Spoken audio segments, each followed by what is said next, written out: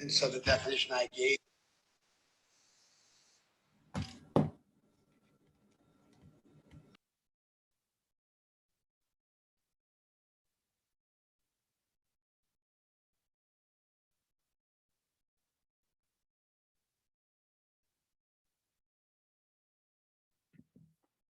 Can you hear?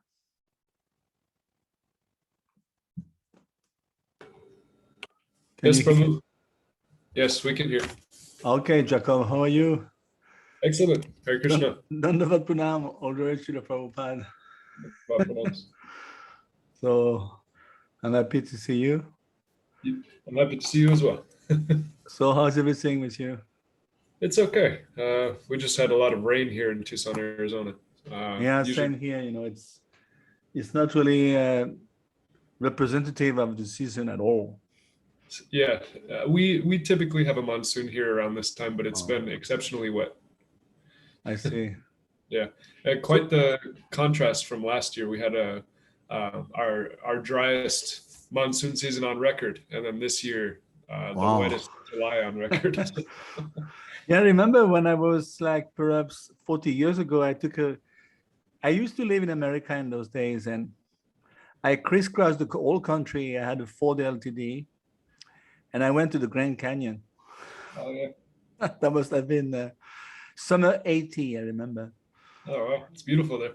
Yeah, it was nice. So who else is there? Golokananda Priya? Can you hear Mataji?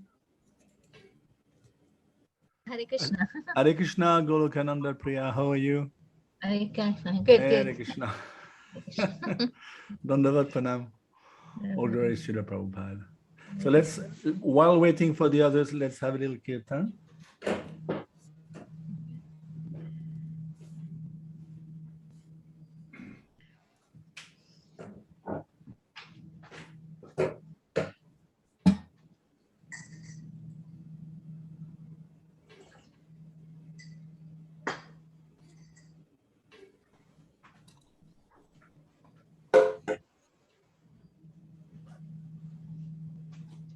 Hare Krishna, Sorel.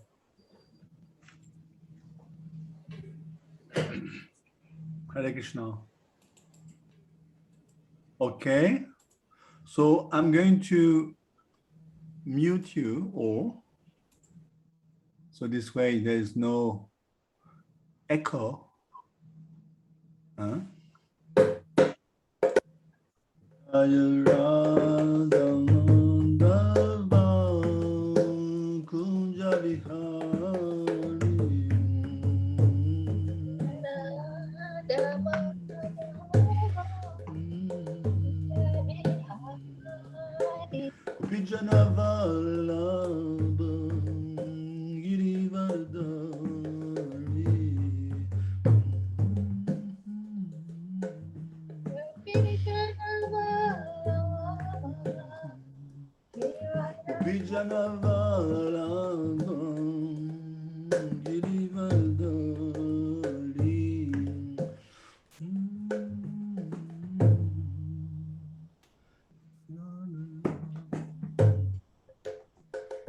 Yashodanandanam Brajadanam Janam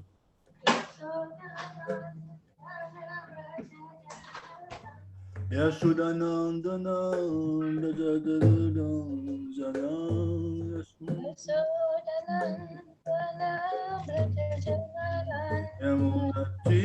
Yamunatiram Vanachahari Yamunatiram Vanachahari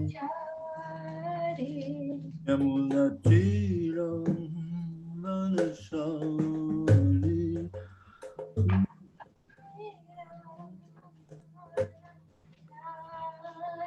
Jairam Damadam Kunja Vihari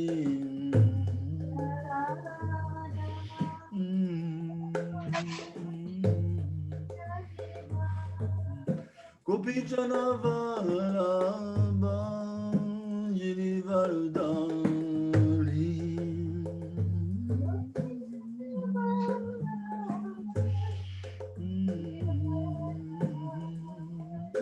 Gopijana Vallabha Girivardhari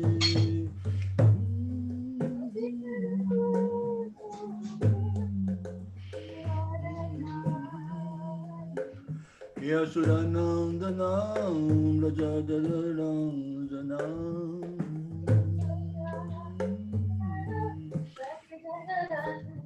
Yasudanandanam Rajadaranjanam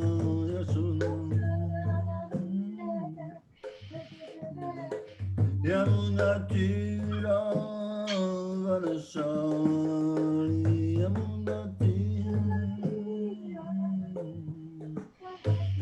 Yamunatira Vasari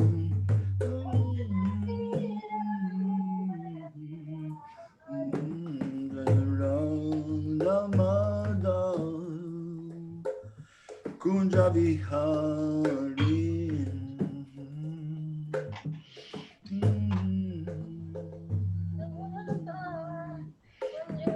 Jaya Ramada Kunja Vihari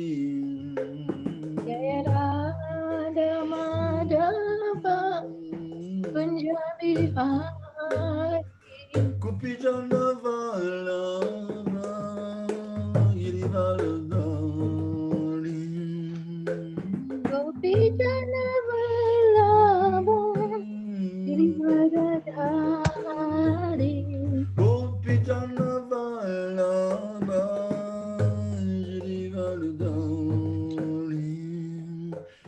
Gopijana Vallabha Girivardhari Yasudanandanam Rajadaranjanam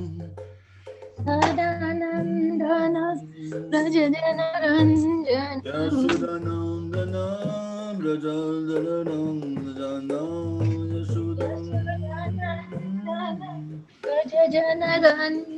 Yamunatira Vasari Yamunatira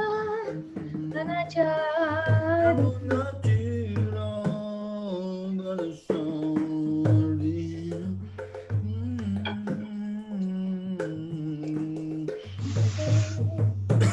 Hare Krishna Hare Krishna Krishna Krishna Hare Hare Rama Hare Rama Rama Rama Hare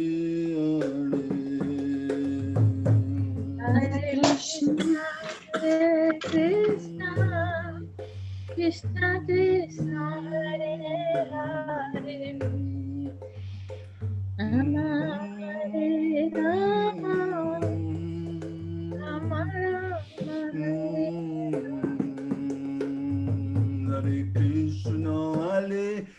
Krishna, Krishna Krishna, Hare Hare, Hare Rama, Hare Rama, Rama Rama, Hare Hare.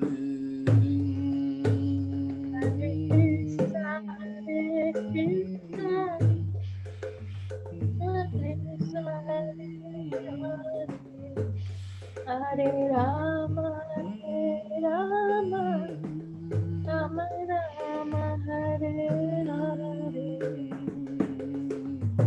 Hare Krishna, Hare Krishna, Krishna Krishna, Hare Hare, Hare Rama, Hare Rama, Rama Rama, Hare Hare,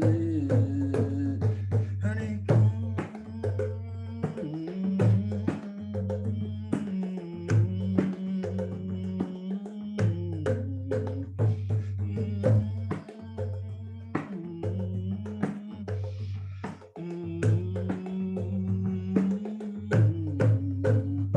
Hare Krishna, Hare Krishna, Krishna Krishna, Hare Hare, Hare Rama, Hare Rama, Rama Rama, Hare Hare.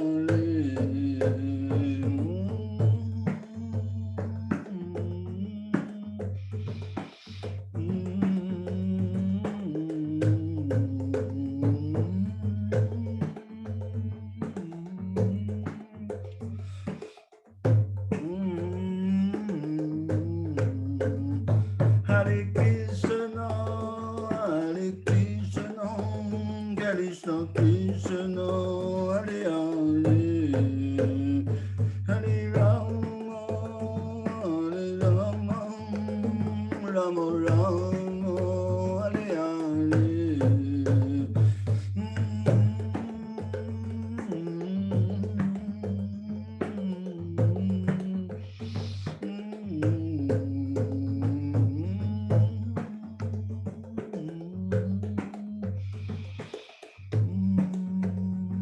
Jaya Radha Govinda Mother, Radha Govinda Mother, Shri Radhe.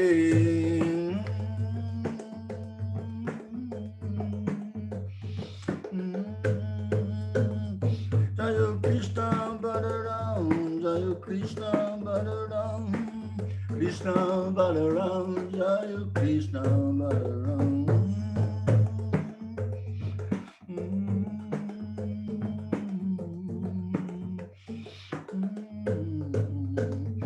Jaya Goranitai, Jaya Goranitai, Goranitai, Jaya Goranitai.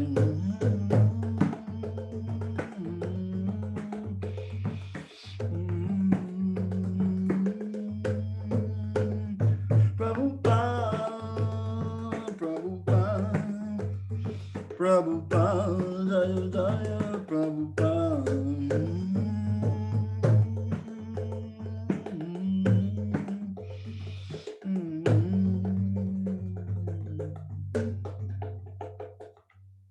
Jai Shri Radha Govinda Madhav ki jai, Shri Krishna Balaram ki jai, Shri Gonitai ki jai, Sadhu Satsanga ki jai, Shri Isopanishad ki jai.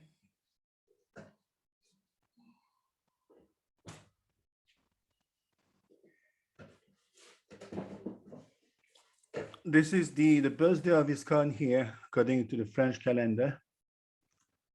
So let me unmute you. Ask to unmute, okay. Good. Can everyone hear? Yes, Prabhu. Oh, Vignesh, how are you? Hare Krishna. All good. Okay, good. Good to see you. Can everyone hear me? Yes. That's fine. Okay, Sorel is here. Sukumari, I saw her face. She disappeared a little bit.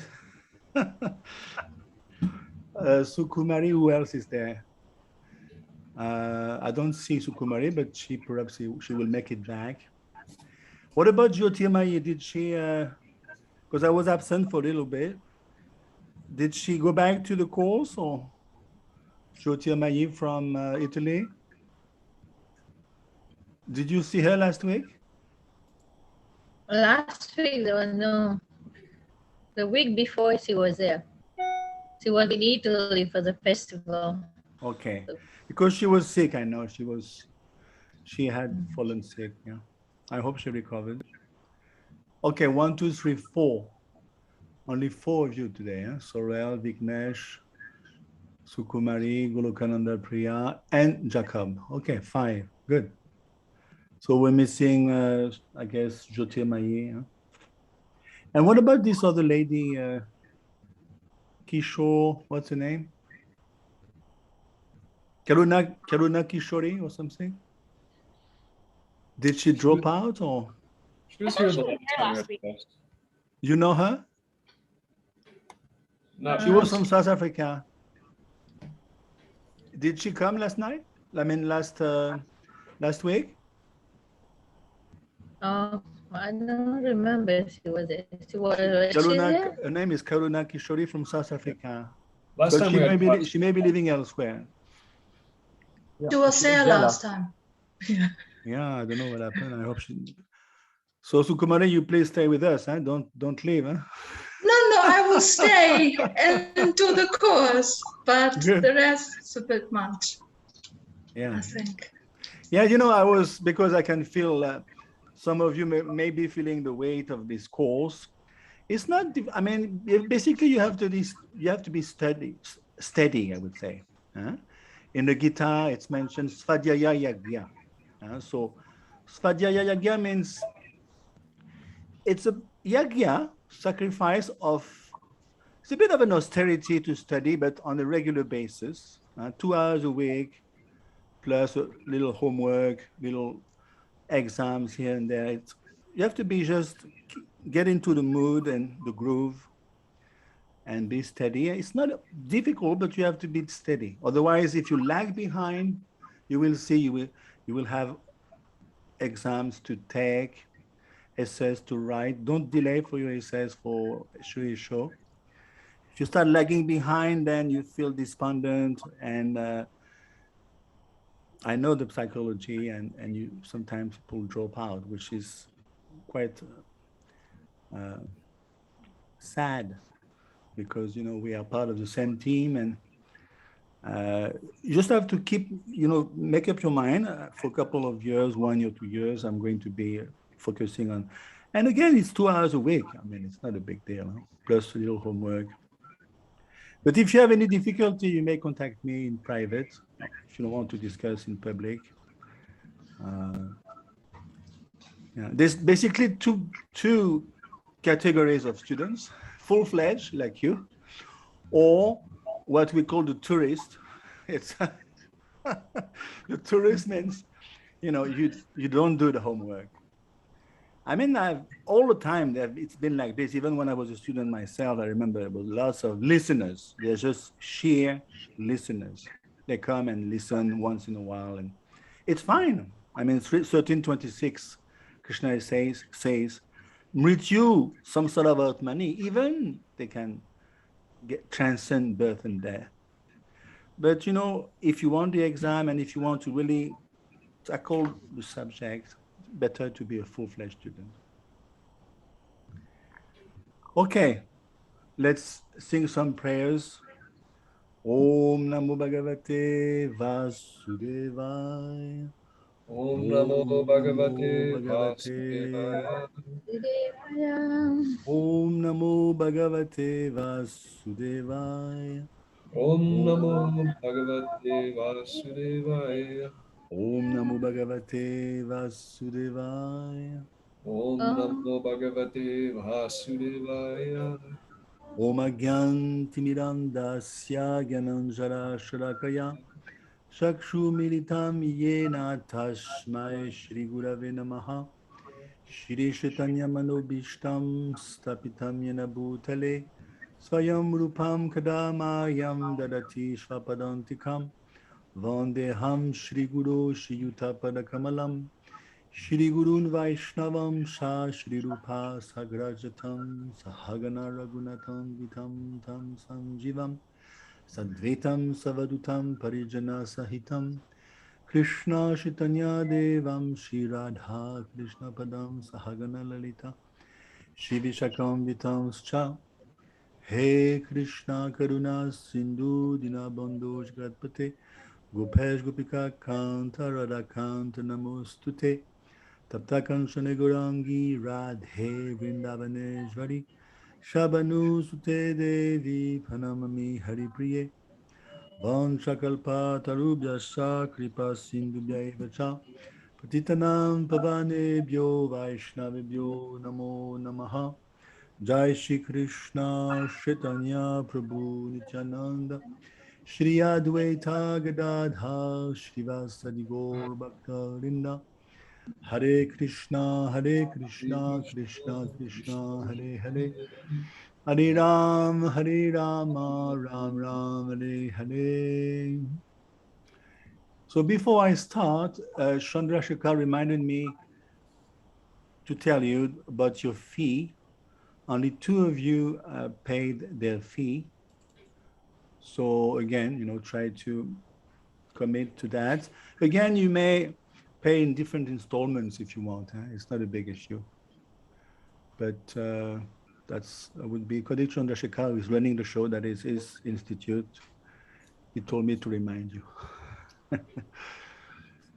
Okay. So where is the link? I never find the link to pay the fee.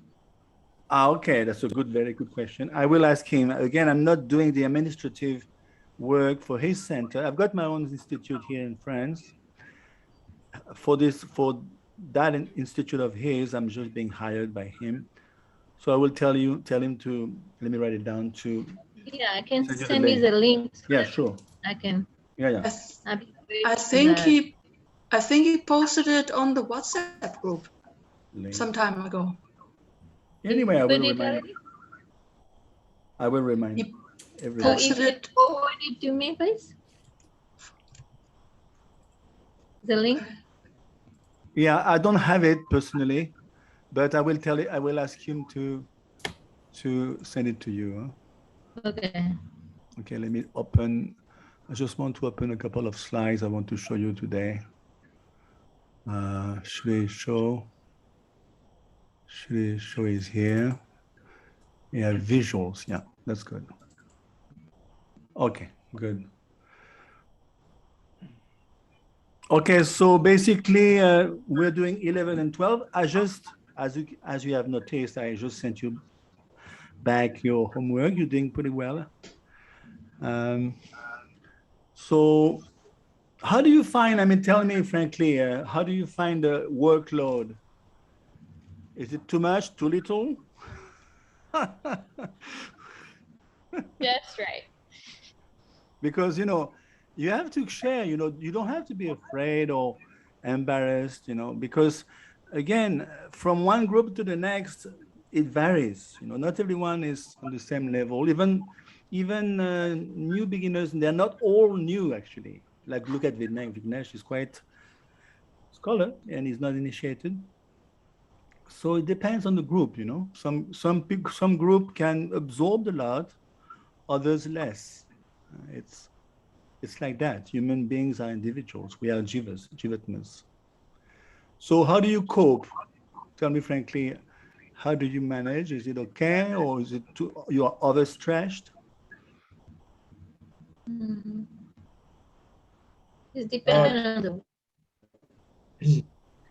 Personally, I find it to be manageable. It's really helpful to have the review questions and more engaging for the text. This last week, you sent a little more questions than you normally did, but it wasn't anything unreasonable. So you can cope with it, Jacob. Huh? Yeah, absolutely. Yeah. See, you have to understand one thing. Basically, the whole idea behind it is to make you dig into the book. And even if you don't come up, there's someone speaking at the back. Or anyway, if you don't come up right, it happens sometimes. Like today, I was correcting. It doesn't matter. The main thing is to bring the focus on the book. At least you are well prepared. Now you're coming. You guys are well prepared. You can answer perhaps 20, 30 questions on those two mantras. Don't you feel prepared? Yeah, because you put your time in there, your consciousness, your efforts. So you were prepared. This is what it is. That's what it is. And then from that question bank, I will pick up a few questions here and there. Not all, of course, perhaps 10%, 20% for the exam, closed book exam. So if you do that for each and every book, there's 4 books, then you're well and good. It's not difficult. Practice Shri is not difficult. It's just, be steady and be focused. That's it. And then once you got Bhakti Shastri in your pocket, you go for BV. Bhakti Vibhav.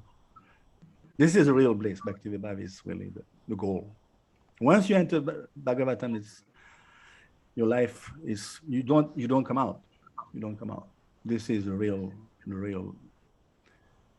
magnitude of Krishna consciousness. Srila Prabhupada that was his main motto, his main concern. Render the Bhagavatam available to this mankind. So these books are preparing the way, preparing your consciousness to enter within Srimad Bhagavatam. Okay, so let me read out once, mantra 11, and then we can get into it. Mantra 11. Huh? Vidyam cha yas tad vidobhayam saha avidyaya mrityum tirva vidyayamritamashnutte. You can read out, a few of you, if you want to read the Sanskrit.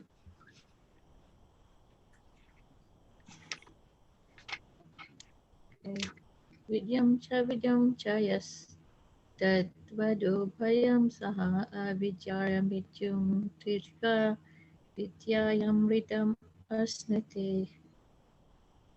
Good. Okay, who else? Jacob, you want to give it a try? Sure. Vidyam cha yas tad vedobhyam saha avidyayam ritam tirtva vidyayam ritam ashnute. Okay. Translation. Only one who can learn the process of nescience and that of transcendental knowledge side by side can transcend the influence of repeated birth and death and enjoy the full blessings of immortality. Okay. Don't you find this Shri Isopanishad extremely pertinent to this world today? You find it relevant to this, what we're going through now in this period of mankind? Can you imagine this Shri Isopanishad is, the Upanishads are basically first of all, the Vedas are the breathing of the law. Can we put a date on the Upanishads? No way. It's Shruti. It's breathing of the law. So, it's been written, there's no beginning to the Upanishad. It's Shruti. So, still it's relevant today.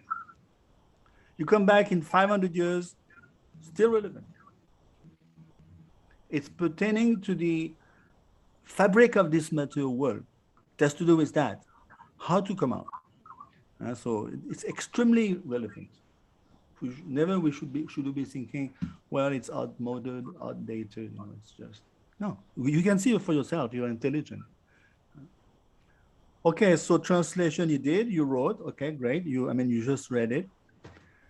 Let me see for the. Okay, where are we here? Yeah. So basically, let's go back to 11, mantra 11. First, did you pick up between those two sets of questions, two sets of mantras, 9, 10, 11, and then 12, 13, 14? Did you notice there's some likeness?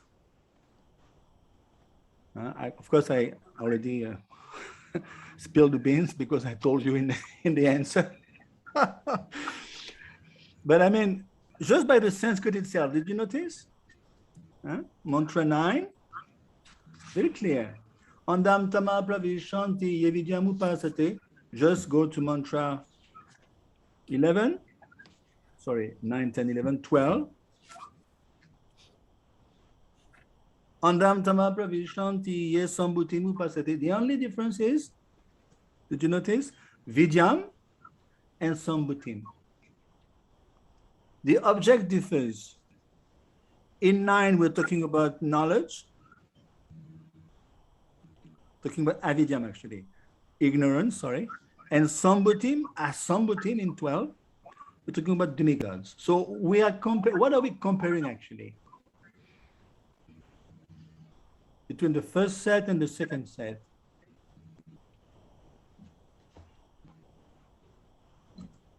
I think I gave you back the answer when I replied, didn't I? What are we comparing? Ignorance. Yeah.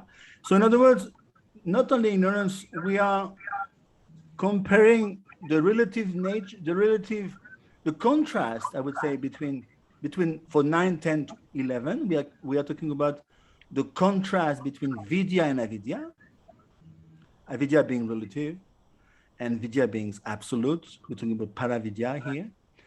And conversely, or in contrast to that, 12, 13, 14, we are talking about relative worship versus absolute worship. You follow? So in the same way, 9, 10, 11, we're talking about absolute knowledge versus relative knowledge. 12, 13, 14, talking about absolute worship versus relative worship. So no wonder there is similarities in the Sanskrit. You will see. It's very clear.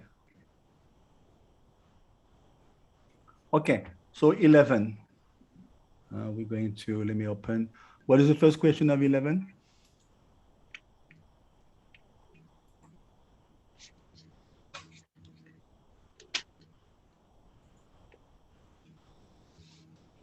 Can someone read out the first question? The first question that you sent out for mantra 11. Yeah. Yeah, it's you just asked, according to you, what's the focus of learning mantra 11? Yeah, so I just gave the answer for the comparison of the two sets of mantra.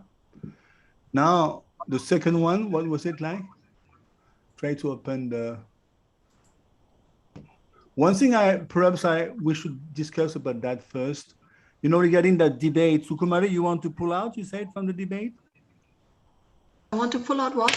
So, yeah, it's just, I don't feel confident to just really No, be but like don't worry. an I will, active part. for those who are, I mean, for the Mayavadis, I've got 3 names. I've got Vignesh, Jyotimayi, Sukumari.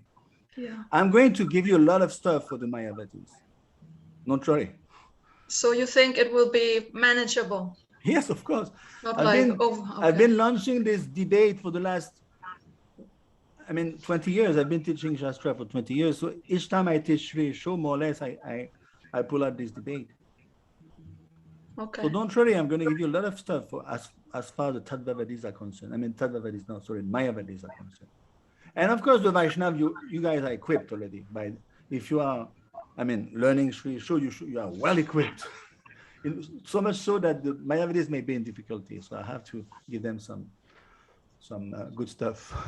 But it should be fun. It should be fun. Because you should be able to logically, transcendentally, philosophically, intellectually defeat with no amount of passion, because debate can be demonic.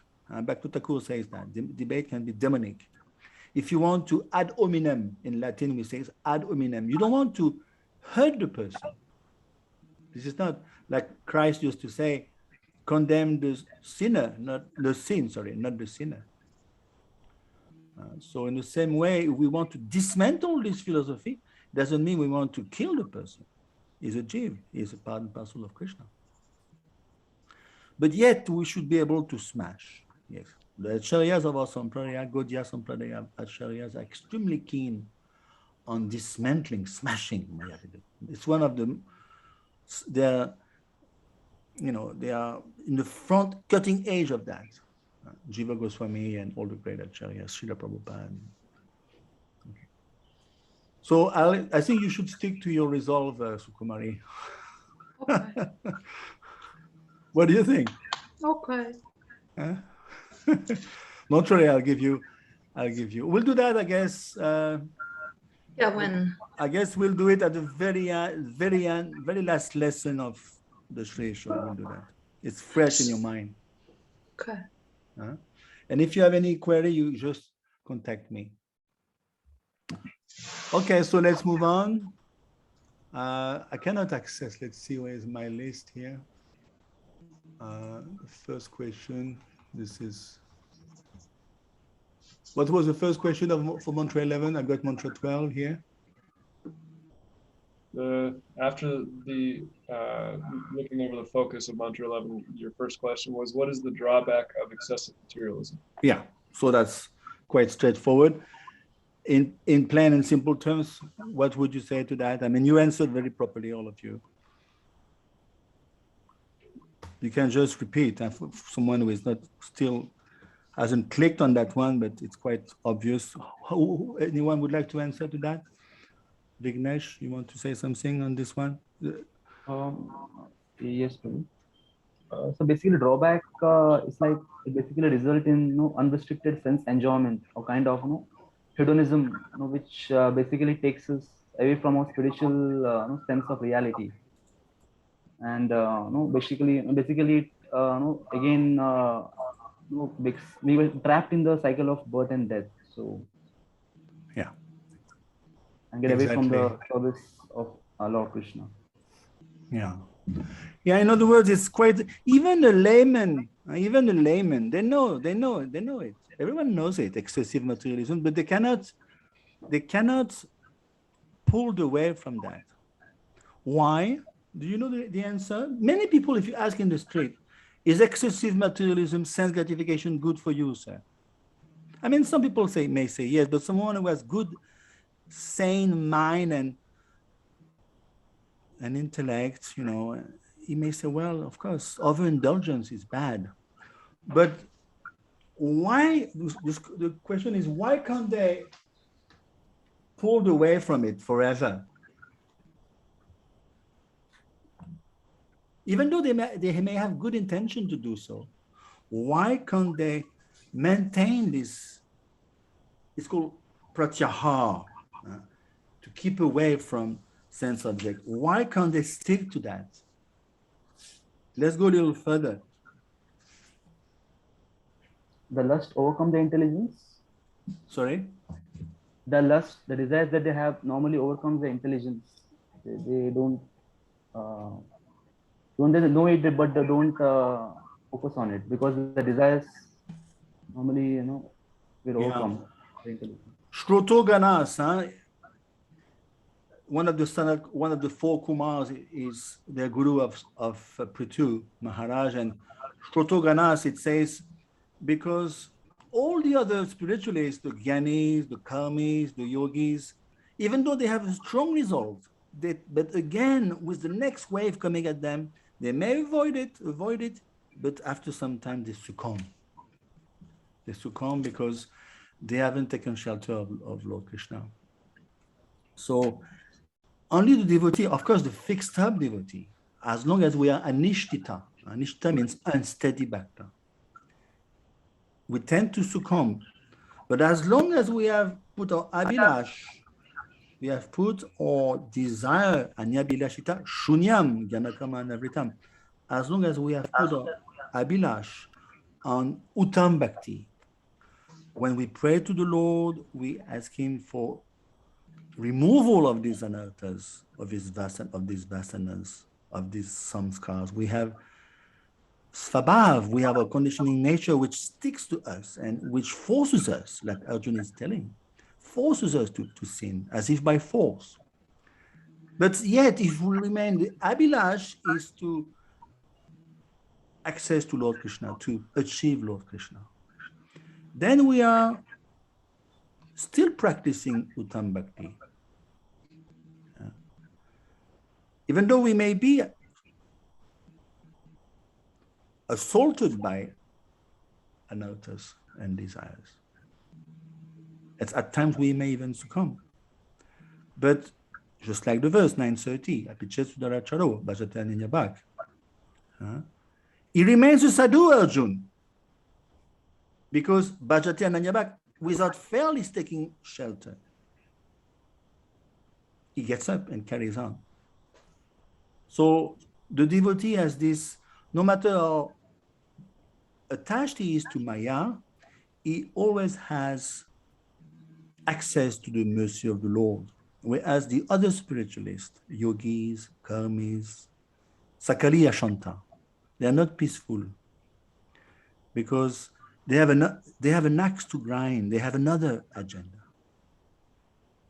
The devotee, even though he's a fledgling practitioner, his agenda is clean. I'm struggling, Krishna, I know. Look at me, I'm struggling. But my Abhilas is you. Even though I feel repentant, but I want you. So this is Uttam Bhakti. It's called a practicing sadhaka, Uttam practitioner, but with material desires. Okay? Okay, next question. That is, why do you relate? Yeah, regarding, it was a topical topic, topical subject pertaining to the pandemic. You guys answered quite nicely also. Someone would like to share? Because this pandemic is, for me, it's an eye opener. We see the philosophy in the open, isn't it? When you listen to the news, you look at the world today, you can see the philosophy of Krishna consciousness in motion, isn't it? So it's good to have a theological approach, to this pandemic. What's happening? What's happening? And basically the world is divided in two now. Same in America, same here, same in Europe, same everywhere. So I think it was Sorel. She made a very good point. You want to repeat what you replied, Sorel? We shouldn't fall into the trap. Go ahead. I said so many people are caught up in whether COVID is real or not and if they should get vaccinated or not. And it's important to do your research and be informed, but to not lose yourself in the worry or fear, because in reality, it's being fixed on the pandemic is a form of avidya, especially when we're given this Vedic knowledge. We can see that we are not the controller of this. And so, but we can control what we focus and direct and center ourselves around, which is Krishna. Yes, exactly. Exactly. Tejo varimidam yata vinimayu yatra tisagumrisha. Yesterday we saying 111 Bhagavatam that these are all permutations of the modes, transformations. Parinamvad, this is our philosophy. Parinamvad, transformations of the modes. Of course, it may be quite. We are awestruck because at least here, I don't know how bad it is in America, but here, government is so demonic. They want to impose. It's not even a vaccine; it's a biological weapon, by the way. But they want to impose it so badly. Like, well, of course, you may say as a devotee, we don't entertain like they do.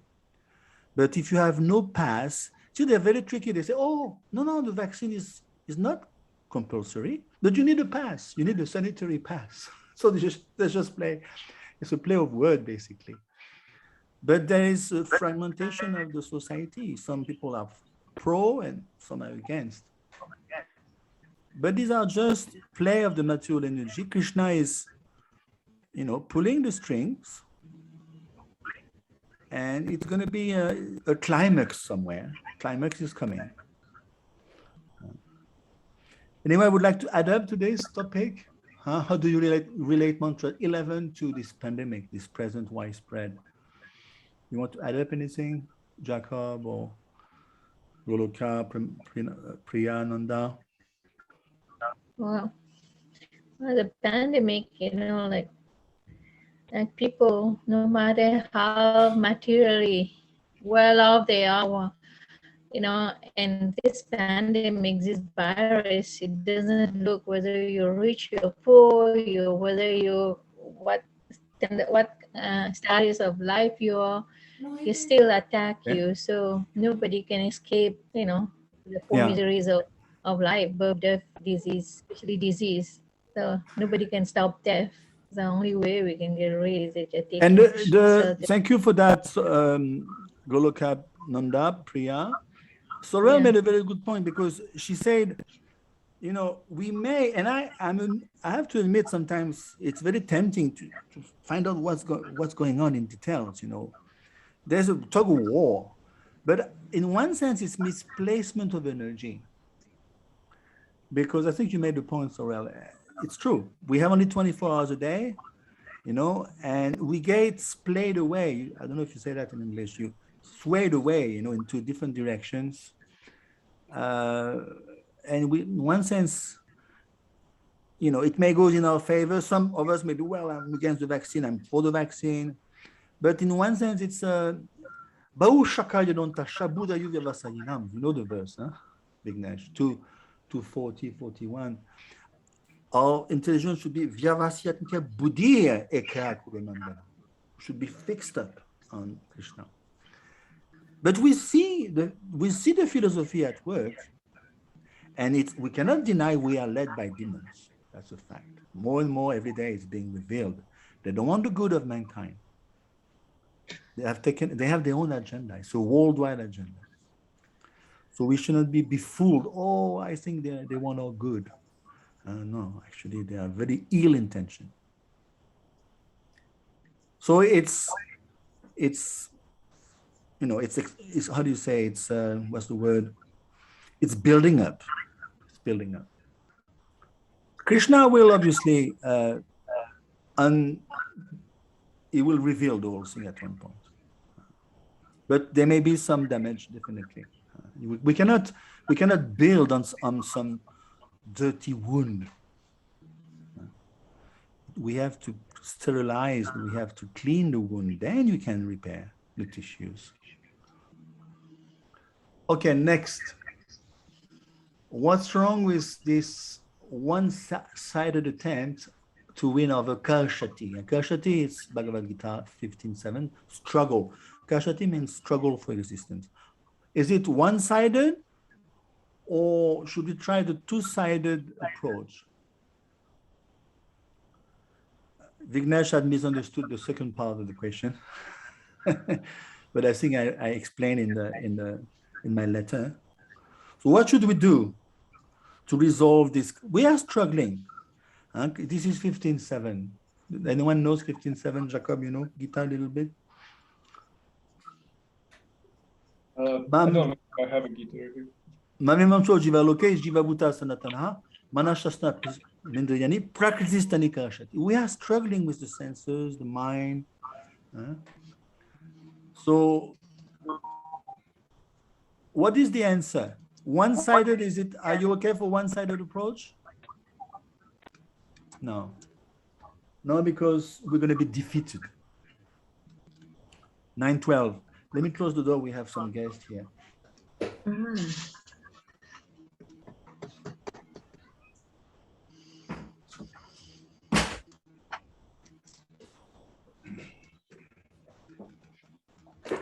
Okay, so please speak out.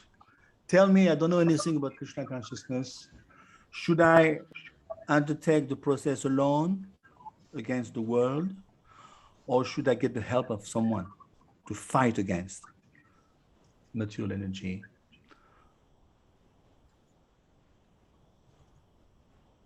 Actually, it's very important we cannot fight the material energy, but if we approach someone, like a spiritual master who will guide us, how to fight, how to control the senses, how to serve Krishna. Definitely, yeah. Because you can see it's overwhelming. We may even, like my wife, for instance, I'm just finding out, she may lose her job.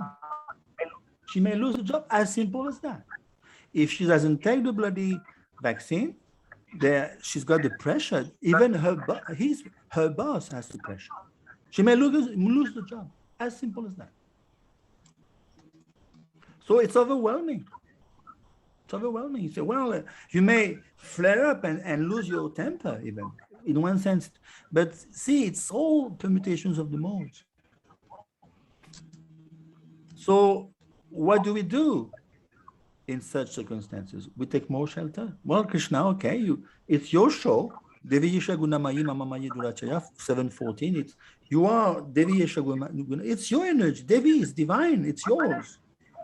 But what should I do? I mean, it's beyond me. I mean, I'm a tiny little speck of Atma here. So I'm just taking more shelter. You're running the show. You're running the show, not me. And let me, just like a little fish, you have 10-meter high waves, but the fish is taking shelter of water. Doesn't care about the wave. To the big elephant, 7 tons elephant, it will be carried away by the waves. But because the fish, that is his natural environment, is at ease in the water. Easy to say, huh? Not always easy to do. Sukumari, you want to say something on this? I just thought for the one-sided struggle, it's like, I like the example of Hiranyakashipu that's described, how he was so powerful and really tried his best, like called Lord Brahma, who was the most powerful in the entire universe, and still couldn't do anything. Was just baffled. So then it's described the two-sided attempt is the way out. There's a sentence Prabhupada writes, in order to attain a permanent life, one must be prepared to go back to Godhead. And I like that very much. It's like there's just this one way. And there's an echo somewhere. Whatever Sukumari says, it's being echoed in someone else's mic. Is it mine or it's being echoed? Anyway, yes, Sukumari, you're right. What I meant by this two-sided approach, Vignesh had misunderstood. I meant if you go, it's a two-way traffic, Krishna consciousness. If you team up with Lord Krishna in fighting this, even as a sadhaka, you may reveal your mind to Krishna. Krishna, I'm having difficulty. I'm having difficulty because of this, because of the COVID, could be something else. You just share with Krishna. Then it's a two-way traffic. Krishna knows. Krishna knows how difficult it is for a conditioned soul to fight against material energy. He knows what it is like to transcend. He knows. So we might as well bring him in our struggle. And this is Krishna consciousness. As long as you may be in total maya or in total covered over, but if you bring Krishna, in one sense, you're well situated. As simple as that. As simple as that. Look at the great devotees. They had unsurmountable events, unsurmountable trials, way beyond our petty COVID. Look at Draupadi. Her sons, 5 sons beheaded. Beheaded. Look at Kunti. Look at Prahlad. Look at Lord Jesus Christ. This is stuff. Crucified on the cross. Prahlad. So, but they were always absorbed in Krishna. And material nature became subservient. Krishna is running the show, 714. He can easily curb down material nature. It's a piece of cake for him. Okay? So 6. Yeah, so 6, not many of you got it right, except 1 or 2, I forgot.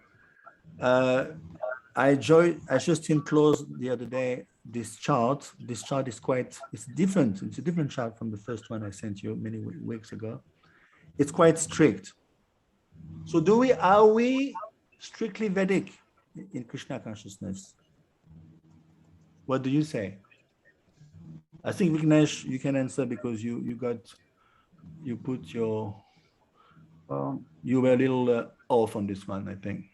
Prabhu, like I understood the context of the Veda as a whole. Yeah. Like when you quoted the 2.45 verse, that is like mostly a karma kand aspect of the Vedas, which has been highlighted. Like it says, ki Nistraya Gunya Bhava Arjuna. Yes. So in that sense, we are not purely Vedic, as we are not purely into karma kand section of the Yes. Vedas, but rather we are into more into Upasana Khand or more into direct Bhagavad Dharma, Yes. what we normally call. But overall, if you overall what when I've taken a reference of that Bhagavad Gita 15.15 verse where Krishna says Vedecha Sarvai Mahameva Vedyaho. In that sense, by all the Vedas, only Krishna has to be known. So in that sense, we are Vedic. Yes. In that context, I maybe we are Vedic, but then if you look at the Karma Kanda section, maybe we're not entirely Vedic. Yes. Everyone follows what Vignesh has to say. So Sorel, you follow? No? Okay, you have to speak out when you get lost. First of all, remember, the Vedas is very vast. It's a vast reservoir of knowledge. Buddhism Prabhu used to tell us what's left in written is about 1 lakh square. So 1 lakh is 100,000 square. But it used to be much more bigger, much more bigger. It's talking about billions of verses in the Vedas. And basically the Vedas are divided into Karma Kanda, Jnana Kanda, Upasana Kanda. So, but we have to remember, according to the 15th chapter of the Gita, the Vedas are compared to a Vedic banyan tree, Ashvatama, right? And what does Krishna say in 15.3 or 15.4 to Arjuna? What does he say? Asanga Shastrena Chidva. Dridana Chidva. You have to cut this tree. Don't stay in the tree. In the name of the goodness, because this Vedic world, this Vedic tree deals only with the three modes.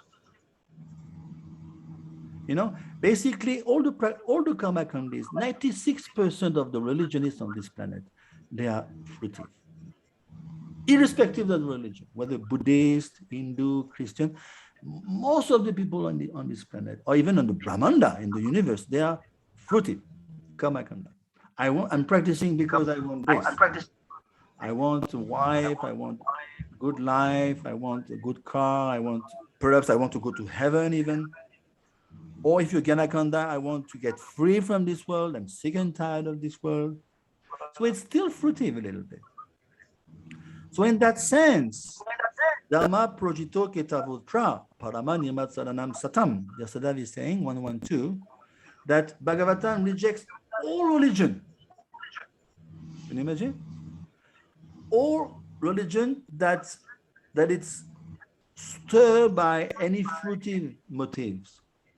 Any religion that advocates fruitive activities is banished by Bhagavatam.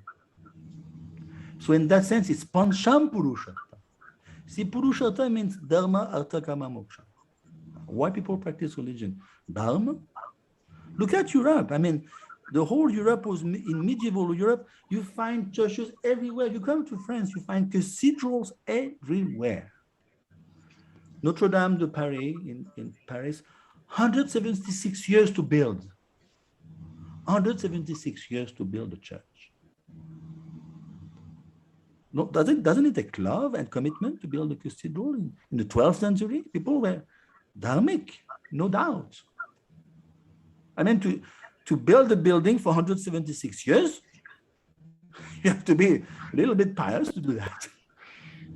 But again, what was the intention? Dharma, artha. Growth, economic growth. Yeah, after that, you find 12th century, 13th century, coming to Renaissance. This is the time Mahaprabhu came in India. Then Dharma, Artha, come. I'm sorry. Come. Sense gratification. You come to sense gratification. You can see that in the French history. After Renaissance came the Industrial Revolution, more amenities, more facilities, and then we start enjoying 18th century, 19th century. You find all the great writers, the philosophers, they are advocating romance and love and all these things. And then people get sick and tired of the whole thing, moksha. And now people, this is the material civilization has come to such an extent that people are sick and tired of the whole thing. They don't want to hear about politics. They don't want to hear about religion. I just want to break away. I'm sick and tired. So it's some kind of moksha. So basically, the Vedas deal with that. It's called aparavidya. And even because they cannot read properly the Vedas, they cannot read properly the Upanishad, they cannot read properly Mahabharata, they cannot read properly Ramayana, they don't have a guide to lead them into those books. So they misconstrue the intention of these books. And they fall into pravriti marg. Pravriti marg means the long haul they take up to spiritual life, but it's a long detour. Because their first intention is to gratify their senses in a Vedic way, in a religious way. They are pious, but they resort to the Vedas for the sake of self-aggrandizement and self-fulfilling their senses. In a Vedic way, in a pious way, just like demigods do. But Krishna consciousness has nothing to do with that. Dhamma projito ketavotra. Pancham purushartha. Pancham means fifths. The fifth. What is the fifth pillar? The four pillars, dharma, artha, kama, moksha. The fifth pillar is Krishna consciousness. Devotional service to Lord Krishna. So in that sense, we are not Vedic in the sense that we transcend the Vedas. 15.3. Virudamulam asanga shastrena jidena chidva. Cut this tree, Arjuna. Cut it with the weapon of detachment. Cut it. Get free. Leave this place. Don't keep on hopping from one branch to the next like a monkey. No, it's not worth it. So in that sense, we are Trigunya Vishaya Veda, Nistrigunya Bhavarjuna. We are not concerned. That is why our path is Nivritti Marg, Paravidya. And even within Paravidya, we are very focused. Bhakti Shastri, Gita, Srimad Bhagavatam, Chaitanya Charitamrita, Chaitanya Bhagavatam. We are extremely focused. Anyway, I understand the question was a bit beyond perhaps Shri. So, okay, so 7. How should a Prabhupada graciously accommodate non-Vedic Shastra? What does it reveal about his inner mood, inner feeling? Did you see what he says in the...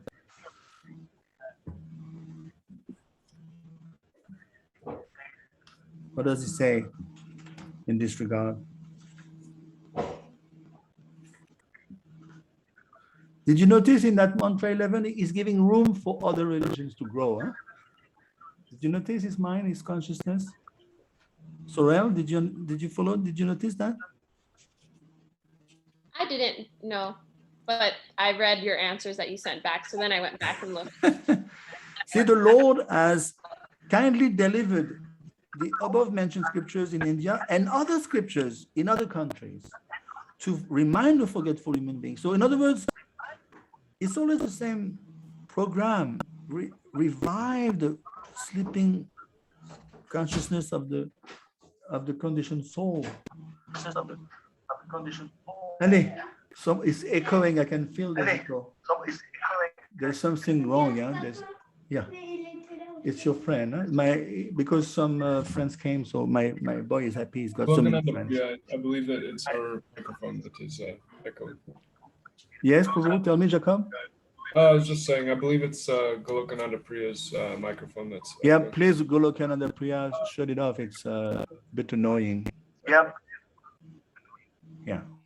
So in other words, Srila Prabhupada is giving space, is making room for other religion. We should never be proud and over condescending. Oh, they are just basically religionist. And no, in all the paths there is great saints. Bhaktivinoda Thakur is saying that we should be curious when we encounter another religion, or is serving Krishna in a different way. Let me see what it is like. Perhaps I can glean something. Perhaps I can learn something. It's the same Lord. So back to the Guru says, like, we should be like that. Quite curious. What is it like? Because the nature of the conditioned soul is to compare. It's called false ego. We compare. I think I'm better than him a little bit. And that creeps in even into the world of spirituality. So Prabhupada is, mood and mission means that's one of the aim, is mood, is mission. That is his mission. He never, when you look at listen to his dialogues with nuns, Christian nuns in London, he asks a question to the nun and she comes out by saying, yes, the goal is to love God. And Prabhupada was totally charmed by her answer. And he was extremely appreciative of this lady. He told his disciples, she's very well situated. Very, very well situated. So this is Krishna consciousness, Okay, you're very silent today. Okay, you should be cutting me all the time. You should be cutting me. No, I want to speak. Shut up. I want to speak something. You should be like that. I've got other groups, they're like that. I cannot speak, which is good.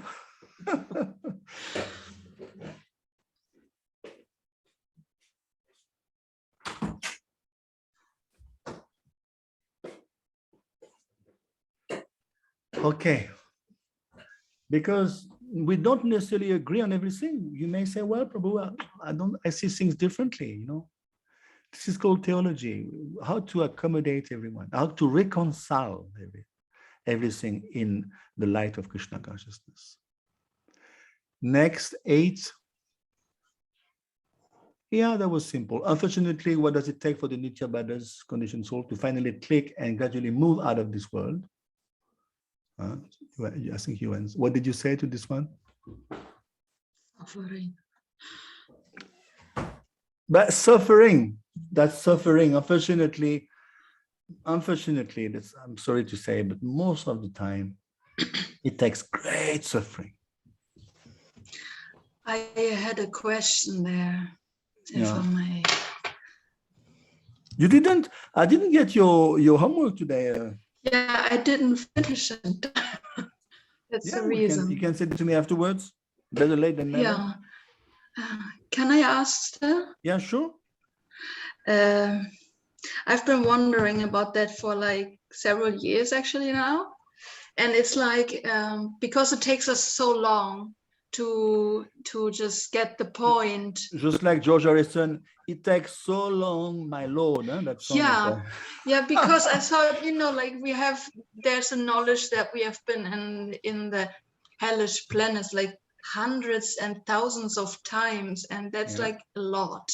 So I was wondering why it takes so long. Does it have something to do with the big capacity of the soul for enjoyment, so it takes so much suffering to just turn us around, or is it just too much illusion, too much? Anyone would like to venture to answer? Jacob, you want to give it a try on this one?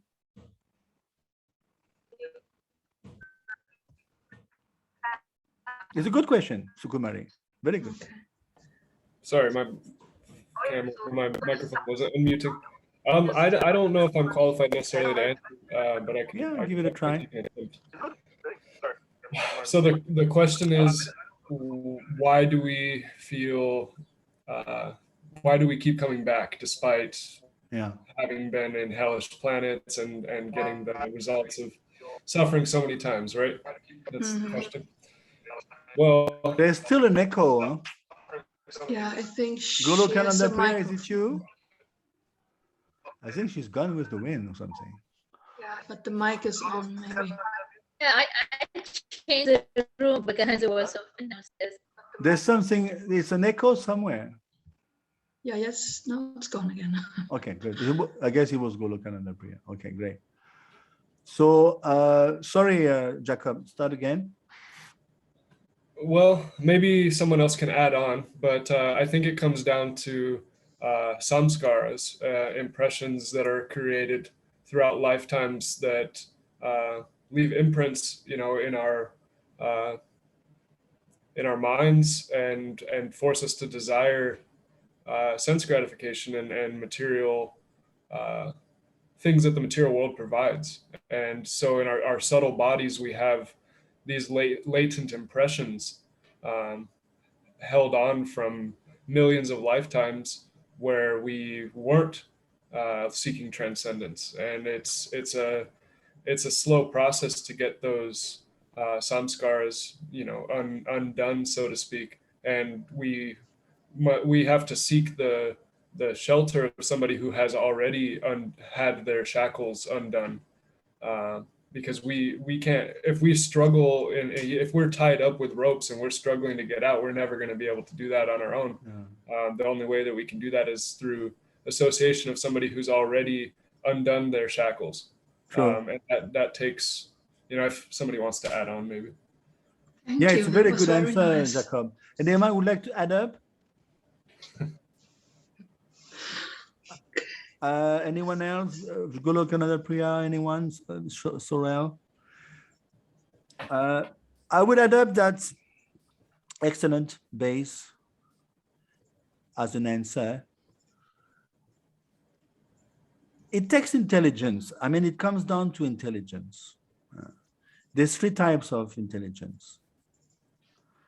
You are being told something and you do it. You just understand. You click. You don't have to go through the experience. You click because you register. You get it. You don't have to bring it down to the sensual plane to get it proven. That's first class. That's very rare, but it happens. Bhaktisiddhanta Saraswati Thakur was on that level. For instance, in the beginning of his life, he was. Where did he get that name? Bhaktisiddhanta. Sarasvati. Sarasvati got it not from Bhakti, he got it from astronomy. He was so proficient. Can you imagine? He had commented upon Surya Siddhanta, which is one of the most profound treatises on astronomy in the world, written centuries ago. He was an exponent, worldwide exponent of astronomy. He got that title, Sarasvati. But he could see, and then he was expert in Sanskrit. But at one point, purposefully, he bifurcated his career, his trajectory. He could see, I'm going to end up being married. The Westers are going. I'm getting famous. And he just changed his path. That's intelligence. Because he knew, I'm going to be entering a different world, a world of glory, of famousness, and I'm not going to make it. So better I change my path altogether. That's intelligence. He understood even beforehand, even before getting down to it. Some people have to get down to Maya to get to click, to register. That's second intelligence. That's nice also. Oh yes, I got the point, big time. But most of the time, I'm sorry to say, the third intelligence is there, and you keep on eating your vomit. Just like a worm, take it out of the stool, put it in a clean place, it goes back in the stool. And practically 99%, I guess, including me, we are on that level. So like you said, what you said is correct, Jacob. while doing so, while we're plunging into Maya, again, we are imprinting our consciousness with samskar, with vasanas. And that's going to hamper, impede our growth. Even though we may have the intention to come out, but we are so much glued in. So it takes a very powerful acharya, Mahabhagwat, Vishnu Parikar, acharya, Sanspataka acharya, like Srila Prabhupada, minimum, to disentangle someone from heavy Maya. And even that is difficult. Prabhupada, Bhaktisiddhanta used to say you have to spend gallons of blood. Gallons of blood. One time, one of his sannyasi, can you imagine, is seated to take sannyas. He's on the verge of taking sannyas. His wife came back and grabbed the guy. You stop your nonsense. And she grabbed the guy, and the guy just got up and followed the wife. And Bhaktisiddhanta Saraswati, he ended up crying. He said, I could not save this. I could not save it. She came on the pyre, she came on the Vedic yagya to pick him up in front of the acharya. That's bold. Can you imagine? It's a tug of war. So it takes intelligence, 1, 2, 3. And unfortunately, where do we stand? Okay, number. Thank you very much. Yeah. What's the price to pay for material unrestricted sense gratification? Well, it's one word. One word, what is that word? I wrote it down in my answer today. Samsara dava nalalila loka. Samsara. You want to get into samsara. There's no way around. It's a heavy bill. There's always a price to pay. It's as if you're going to the restaurant and you're telling your friend, we're going to come out without paying. I don't believe you. You are in this material world, you're going to the restaurant.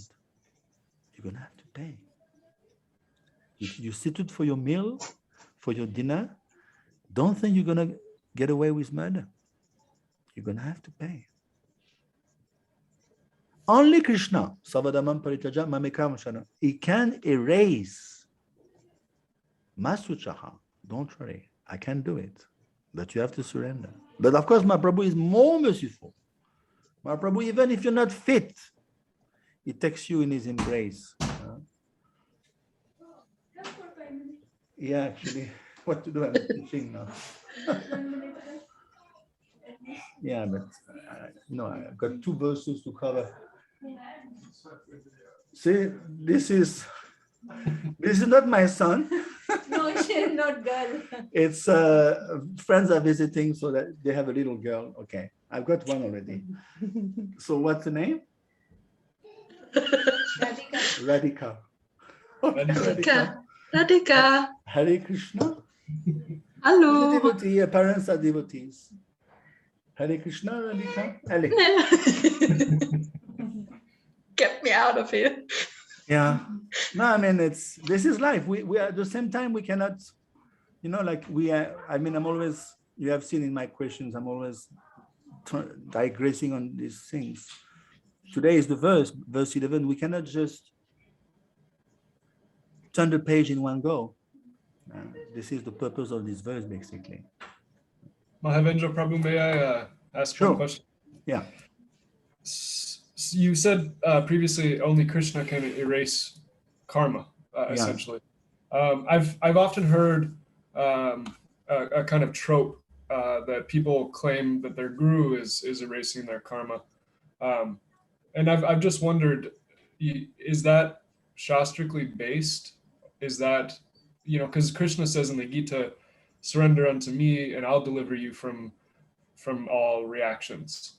And so anyways, I was wondering if that is based in Shastra. Yeah, basically, the Guru is Sakshat Dalit Vina Samasta Shastra, is directly Hari Sakshat. But of course, he's the ambassador. So he's got Shakti, Shakti Veshavata, oftentimes.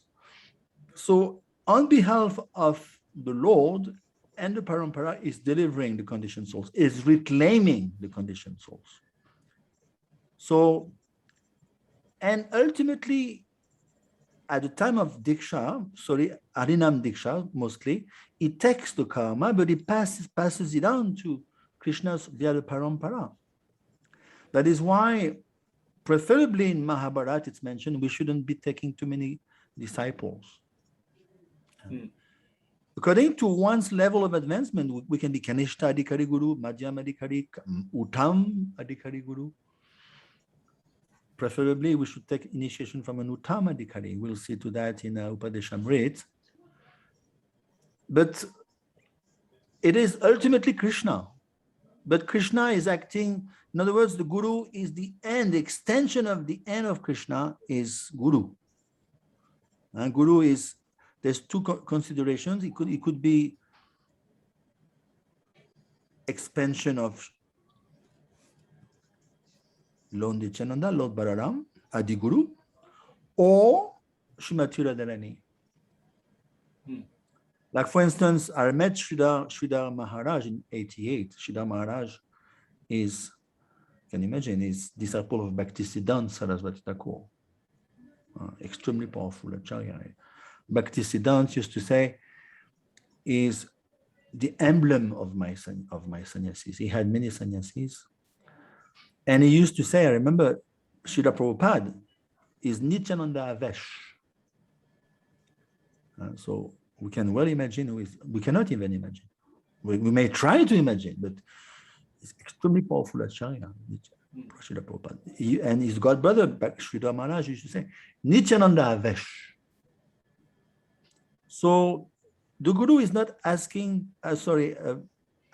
solely and wholly on his own. No, is on behalf of Krishna, is empowered by Krishna to reclaim it according to his capacity, just like in that verse 1328 Bhagavatam, Krishna's to Bhagavan Svayam, it's mentioned there, it's just like a bulb, it's more or less powerful according to the voltage of the bulb. The same way, according to the voltage, the capacity, the power, the mission of the given acharya, Lord Shri Krishna is going to empower him differently. You have to understand. And Lord Jesus Christ, for instance, just imagine, look at Srila Prabhupada, what he has done. It's unparalleled in the history of mankind. Unparalleled. Sometimes devotees would tell, well, you have done more than Mahaprabhu practically. So Prabhupada, what did he say? No, he left something for me to do, a little something. So you understand? It's basically Acharya is one. Acharya is one. Different manifestations, different extensions. It's one. Guru is one. Just like the order of medicine is one. You may have 1 million doctors in France, whatever, but there's one order of medicine. Guru Tattva is one. There's different categories of gurus, different categories of acharyas, different categories of avatar. But again, they are differently empowered. But we're extremely privileged because Srila Prabhupada is no doubt a very high caliber acharya, Samspataka acharya. He has revived. Not only he has revived, he has started a new branch of the Chaitanya tree in the West. Who has done that? Can you see? Look back, go back in time. There's no one. So what we're going through is history. We are part of a lila. We are part of this Chaitanya tree, an extension of Chaitanya. Within the tree itself, it's Srila Prabhupada's lila. What we're going through may be even written in the next Dwapara Yuga, because Vyasadeva compiled the Vedas every Dwapara Yuga, at the end of each Dwapara Yuga, and he may add it up to next Srimad Bhagavatam, next Divya Yuga. So this is what it is. We have to understand what's happening. You know? It's a very, we are living history. We are within the Lila. So all these things, these permutations, COVID, okay, we should be also, we shouldn't be like an ostrich putting in the sand, the head, but we should be also remain equipoised. Krishna is running the show. It's just, it's under his volition, under his supervision. Okay, does it answer, Jacob? Absolutely. Thank you, Prabhu. Yeah. So 10, explain the temperature analogy. That's straightforward. Anyone? Sorel, I didn't hear you today. I said since the material life is seen as a disease, and if like talking with the temperature about having a fever, if you want to make the fever higher, like you don't want to do that. Obviously, you want to lower it. So our aim as humans should be to reduce this fever, but modern society instead is aiming to increase it by neglecting spiritual knowledge and neglecting our purpose to reconnect with God. So to maintain a healthy temperature requires a balanced material and spiritual knowledge, and never misusing our human intelligence to engage in sense gratification, always directing everything to God. I don't know if that's right, but Yeah, that's quite, you're quite verbatim, practically the purport itself. You just must have learned the purport by heart or something. So No. anyone would like to add up anything to that? See, this is a very good verse for preaching. Oh yes, you guys, I know Hare Krishna, you are extremely rigid and you are in your ivory towers, in your communities, you don't mingle with the world. You tell us, Isho number 11, have you read it? Have you learned it? You tell him. This is a very good verse for preaching. No, sir or madam. We, side by side. Srila Bhaktivinoda Thakur used to say, this world is the dictionary of the spiritual world. Finish. He has told everything. This world is the dictionary of the spiritual world. What is the purpose of a dictionary? You look at words, you understand the meanings. By looking at this world, by observing this world, you understand what is it like, what is it made of, and you understand ultimately it's a reflection of the spiritual world. So can we say the reflection is false? If we say so, then we are Mayavads. Can we say it's real? What do you say, Sorel? it is real. It's just a perverted reflection. So it's not. Yes. Srila Vyasadeva in 111 says Amrisha. Amrisha means almost real. Sanskrit is very precise. Almost real. What does it? Why almost real? It's not false. Jagan Mithya, Brahma Satya, Jagan Mithya. Mayavadi says, oh, it's false. No. We spit on it, it's false. It's Maya. Mayavad. Materialist, oh, no, I love it. It's real. It's real. My wife is real. My car is real. My enjoyment is real. What the hell are you talking about? So Vyasadeva is coming along and says, Amrisha, almost real. Please explain. Someone. Amrisha, almost real. What does it mean, almost real? I'll take a shot at it again. Yeah, go ahead. His Holiness Sri Das Goswami talks about the material world being a reflection, kind of if you saw an apple tree in a lake reflected, you would get some sense of what the apple tree looked like. Even the fruit would be reflected there. But if you were to try to eat the reflection, you wouldn't be satisfied the way that an actual apple would satisfy you. And so it is ultimately a reflection, but you are getting, again, some sense of what that apple tree looks like. Exactly. And what it could be like. Exactly. You got it right. Amrisha means almost real in the sense it's not false, but the real apple is elsewhere. So it's a reflection. Srila Prabhupada did say the spiritual world is Same thing, but everything is tuned up to Krishna's consciousness, to Krishna's pleasure. And you have seen yourself when you are in a kirtan, you're in a spiritual dham, you are well situated, you're in the spiritual world. We have been pure devotees already. Actually, we are pure devotees, but we are still endowed with material desires. So because of that only, we are anishtita, unsteady. And unfortunately, we fall down. But the path is pure. As long as we keep our abhilash pure, we are pure practitioners. But we are still unsteady, just like a little boy, little girl you have seen. She falls, he falls, tends to fall, is prone to falling. But at one point we become Nishna.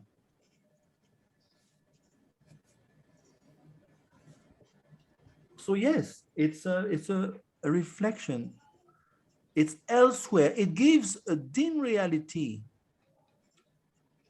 It's like a shaky reality because it's a reflection. It's dim to, the water is blurry because it moves due to the wind, due to so many elements. But it's a reflection, just like a mirage. Okay.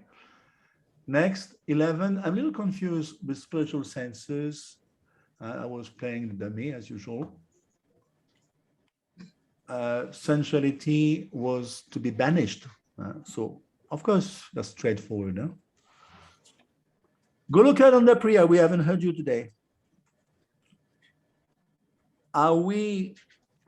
What's the understanding of spiritual senses versus material senses? Is sensuality meant to be discarded, to be banned altogether? Actually, we can use everything in the service of Krishna.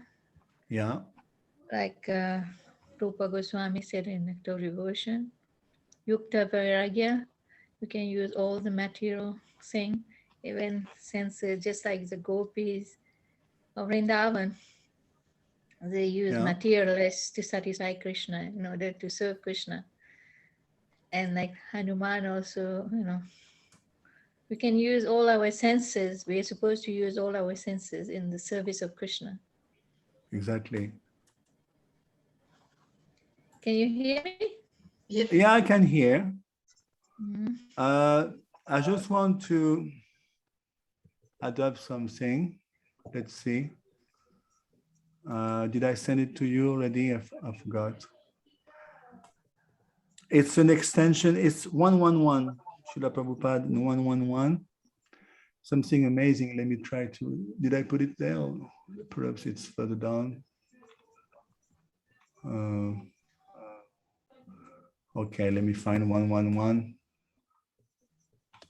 Because see, you have to basically don't feel shy to jump, to draw from other Shastra, After some time you realize basically it's all one, the Shastras are one. We tend to divide things. Especially I'm talking about the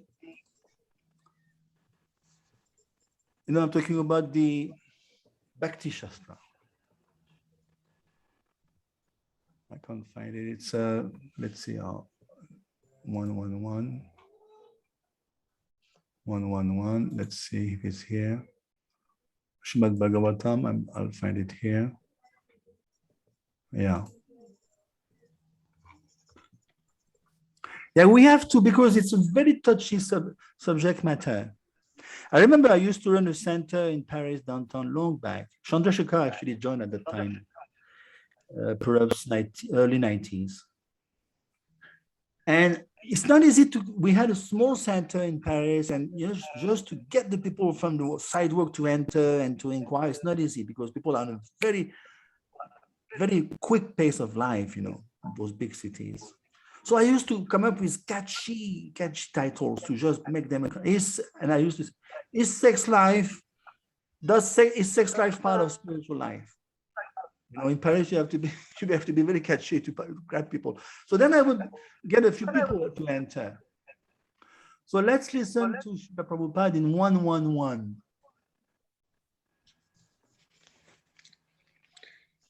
Let's see what he has to say. Yes? Who's speaking? Is that Srimad Bhagavatam? Yeah, 111. The material sex life is but a perverted reflection of the original fact. The original fact is in the absolute truth, and thus the absolute truth cannot be impersonal. It is not possible to be impersonal and contain pure sex life. Consequently, the impersonalist philosophers have given indirect impetus to the abominable mundane sex life because they have overstressed the impersonality of the ultimate truth. See? So in other words, if you consider that the absolute truth is impersonal, then you're going to foster, you're going to encourage sense gratification. That is why it goes hand in hand. You have to understand, it's further down in mantra 12 or 11, 12 perhaps. The impersonalists, they team up with the politicians and the so-called religionists. And the epitome of that is France. Because since French Revolution, France has become secular. France was very pious, okay, materially pious, okay, but they have dismantled religion at the time of revolution.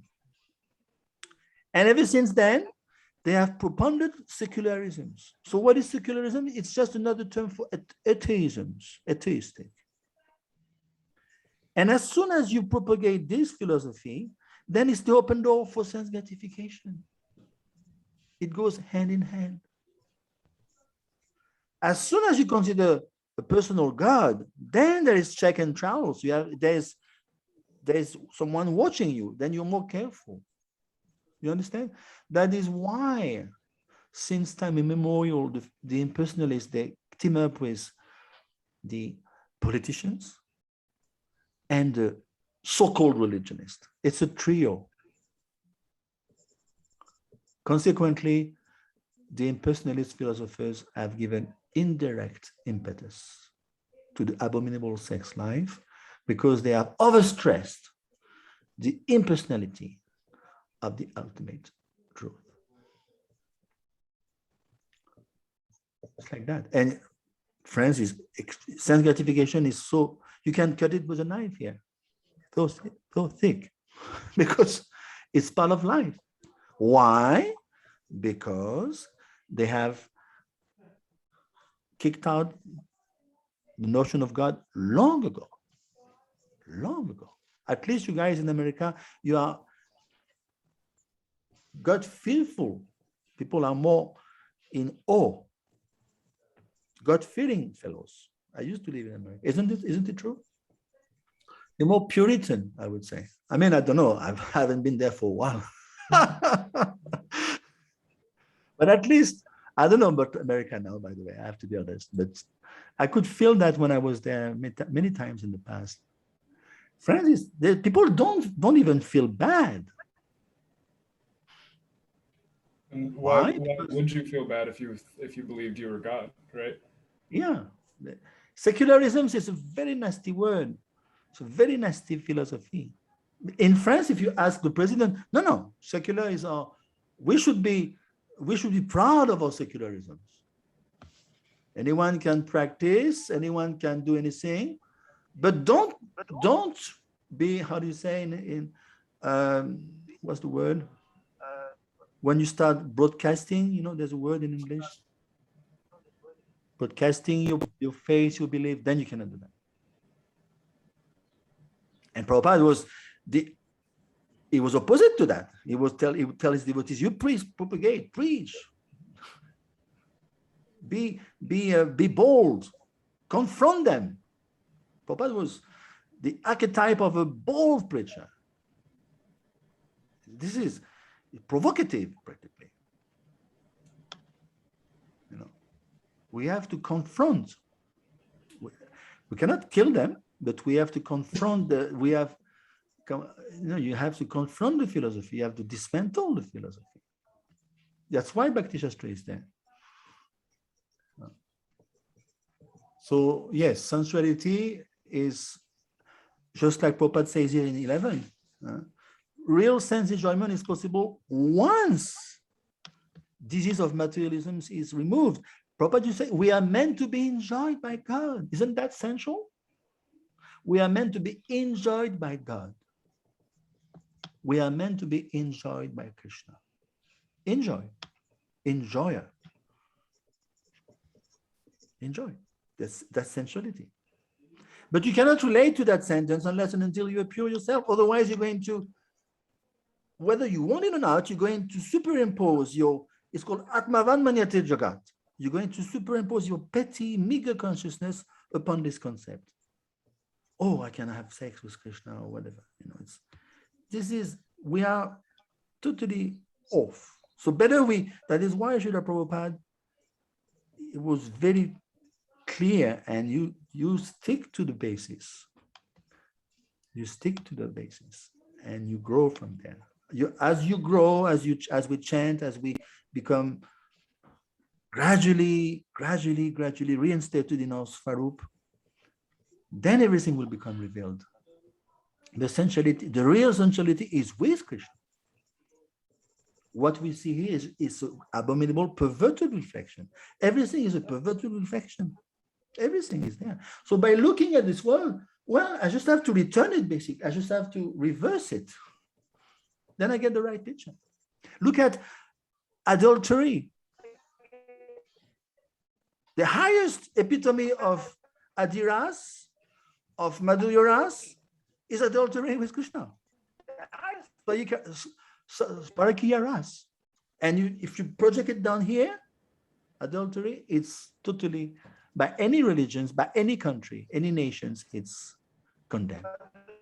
So you can see it's dramatically opposite. Diametrically opposite. And they are quite nasty, because they know if I negate the personality of God, that's the open door for degradation. So the politicians know very well what they're doing. More facility for sense enjoyment, more you can exploit the people. You can exploit women. Who created women liberalisms in France in the 50s, in the 60s? Who provoked women's lib? The men. They know.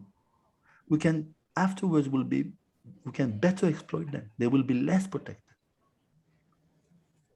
Everything is skimmed out. So any contributions? Anyone would like to add up anything?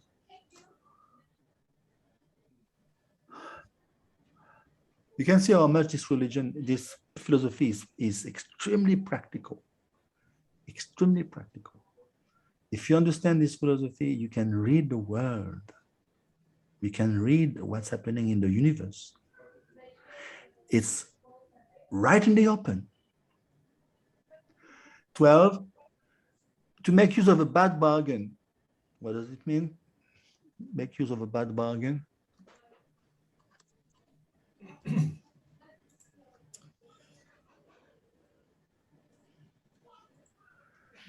Anyone? Let me share something. I'm going to show you a slide. No one speaks today, yeah? We have sort of, I'm sorry. Go ahead. I can. We have discussed that before in mantra 10 in the homework, actually. It came up there too. Yeah. So it's just like for Kumari. It's just using using the material body in which the spirit soul is encaged, yeah, in a way that helps the soul get free again. Yeah, yeah. To put it short. So this is mantra 11.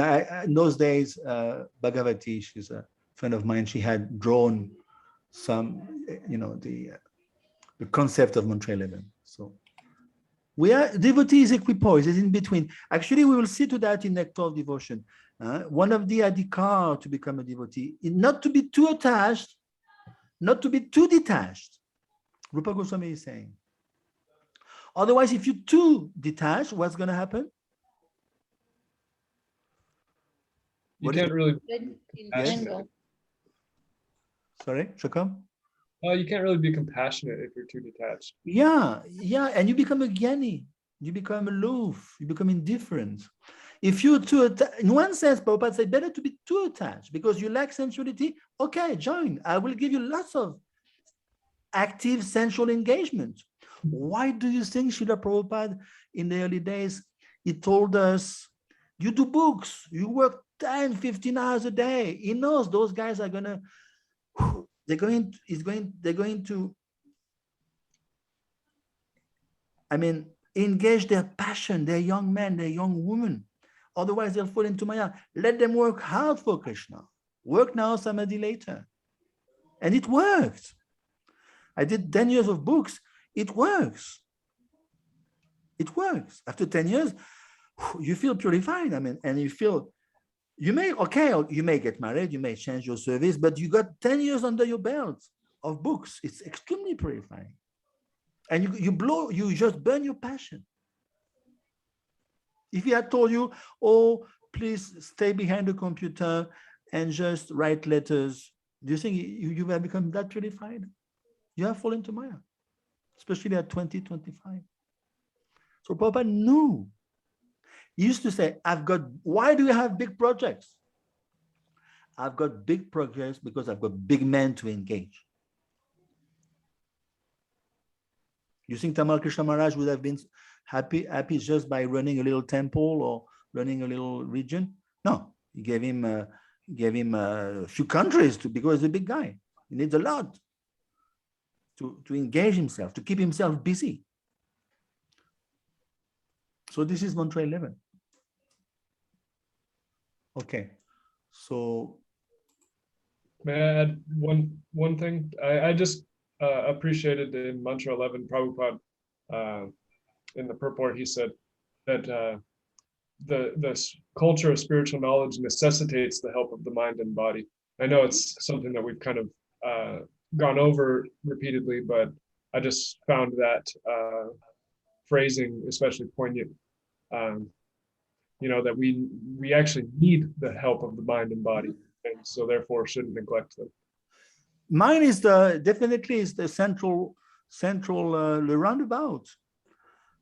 Yoga Indriya Samyama, the purpose is to control the mind, but if the mind is more or less playing on its game properly, then it's a great tool. It's a great tool. As long as the mind becomes askew or becomes off, then we're in bad shape. We're in bad shape. The mind is the key element actually to control. So might as well engage it in Krishna consciousness. Body, senses, actively do something, especially in the first years, and then after some time, you're getting old, you're not so, your body is a bit wearing out. Then engage the mind, write books, teach, communicate online, but still do physical stuff as much as you can. Cook, go out, preach a little bit, perhaps less, okay, but still preach to young devotees, help them in their Krishna consciousness, Okay, 13. Religion is the opium of the people. Who say that? Actually, I think Jacob did a very good job here. You can read out your stuff. It was very good. I liked it. Sure. I liked it. Thank you. Karl Marx claimed that religion is the opiate of the masses. Mahavendra probably put the full quote in his response. This means that the belief in a God, or at least what he meant, was that a belief in God and afterlife dulls people into exuberance with which the suffering of material existence then becomes bearable.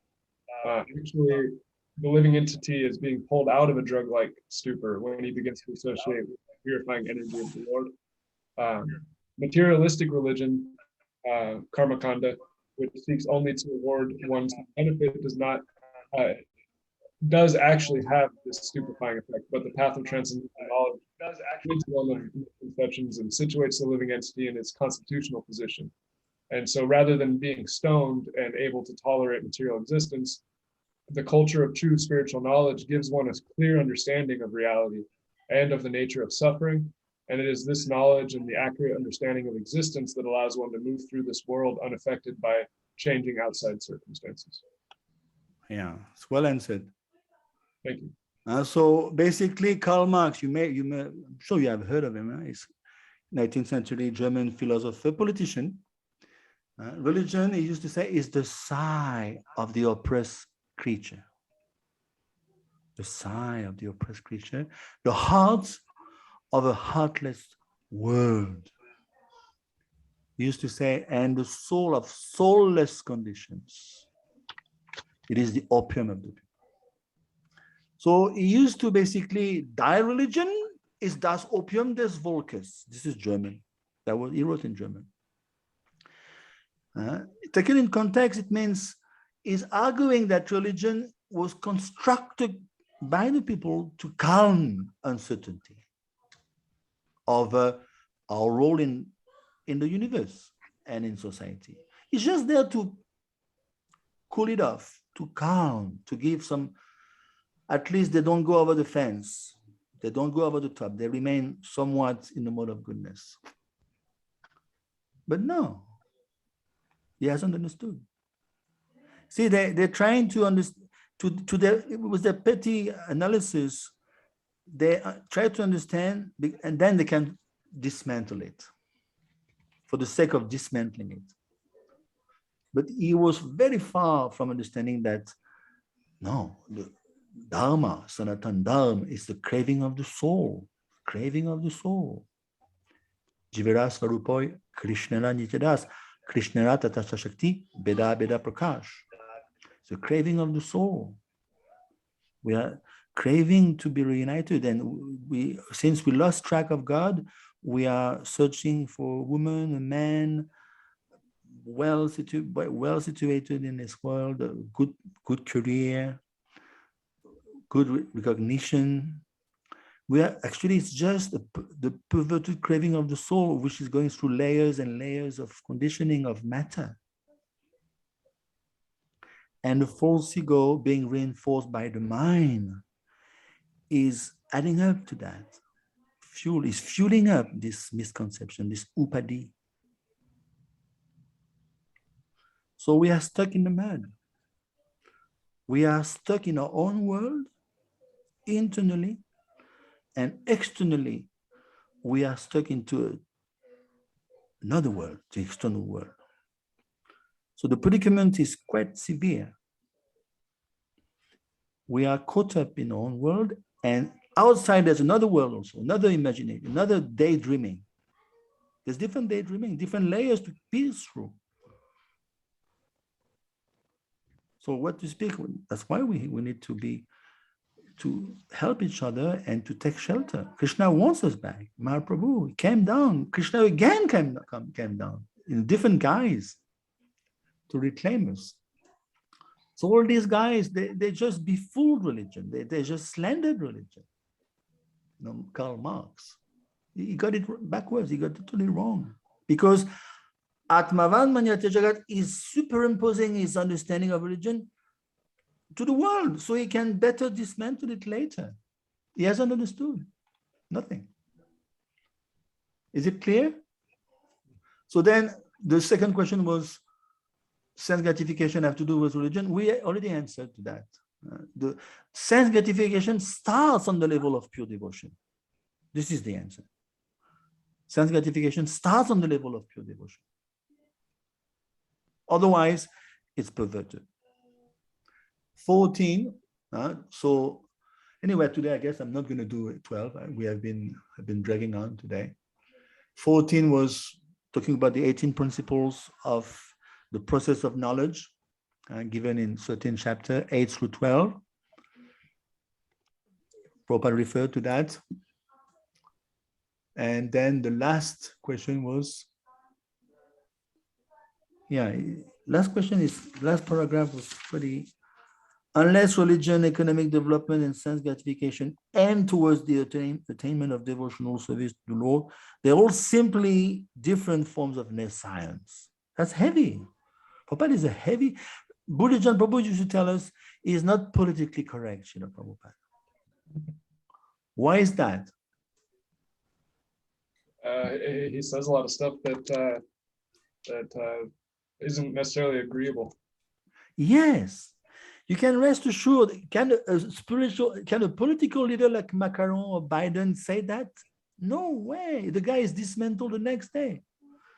He's being demoted the next day. Even the Pope cannot say that. Can you imagine the Pope saying this sentence on TV tomorrow? Can you afford to say that? A great Muslim leader, a great Buddhist leader, Dalai Lama is still alive, I believe. Can you say that on TV? Who dares? Who can dare to say that? Two persons, Krishna or his pure representative. There's no way around. Because he's on that level of Vigyan, Srila Prabhupada. He's on that level of Vigyan. His realization is on that level. If I say, I can repeat, I just repeat to you, but I'm not on that level. But I repeat, so I'm fine. Can you imagine? It means, what does it mean? It means Dharma. We discussed before today. I'm reinforcing the point that, and I go back to this number 6 question. In that sense, we're not Vedic. We're not after Dharma, Artha, Kama, Moksha. This is the proof here, Vignesh. We're not after that. It's all form of nescience, unless and until it's dovetail, Yukta Vairagya. Some of you got it right, Yukta Vairagya. Yes, then you can reconcile. Otherwise, it's BS. For centuries, the world has been, the pious section of the world, of the universe even, has been treading on those 4 pillars. Dharma, Artha, Kama, Moksha. Is it sufficient to go back to God there? Maybe it's sufficient perhaps to go to temporarily to Brahman, Brahmabhut, Prasanatma. Okay. The enter within Brahman. Yenye Ravindaksha Vimukta Vaninas, Avishuddha Buddhaya. But because the mind is impure, Avishuddha Buddhaya, the Buddha is Avishuddha. It's a mental conception. Yes, I'm liberated. It's just in the mind. Patanchada, Arujya, because they haven't taken shelter of lotus feet of the Lord, they are bound to come down. So back to square one. It's not worth it. The only way out is to dovetail, Yukta Vairagya. You may be covered over, but I'm going to dovetail. Whatever I know, I'm joining, I'm going to cover. I know this, let me dovetail that. By doing so, this is called Nishkam Kama Yoga, Sakam, Nishkam, gradually Nishkam. Then you purify yourself. Then you are rendering service with your forte. You have certain forte as an individual. And then you get purified. This is the way to go. Okay, we covered only one today. So doesn't matter. Right? In one sense, we're not rushing after time. Any questions, any sharing you want to say?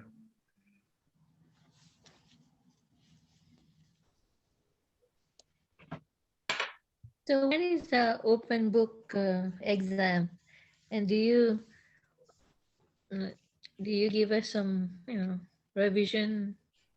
Yeah, basically, as I told you, Golakananda, Priya, I'm giving you questions, lots of questions, but I'm just going to do 10-20%, out of that. So as I said, if you are prepared, we're going through. Yeah, almost finished. Yeah. So as you go through the question, then you are building for your exam, basically, your closed book exam. You know, I'm not going to be taking you by surprise. Whatever, we covered more than necessary in one sense. At the end of the day, you should be knowing the Shri Show at your fingertips. When will it be? Sorry? When will it be?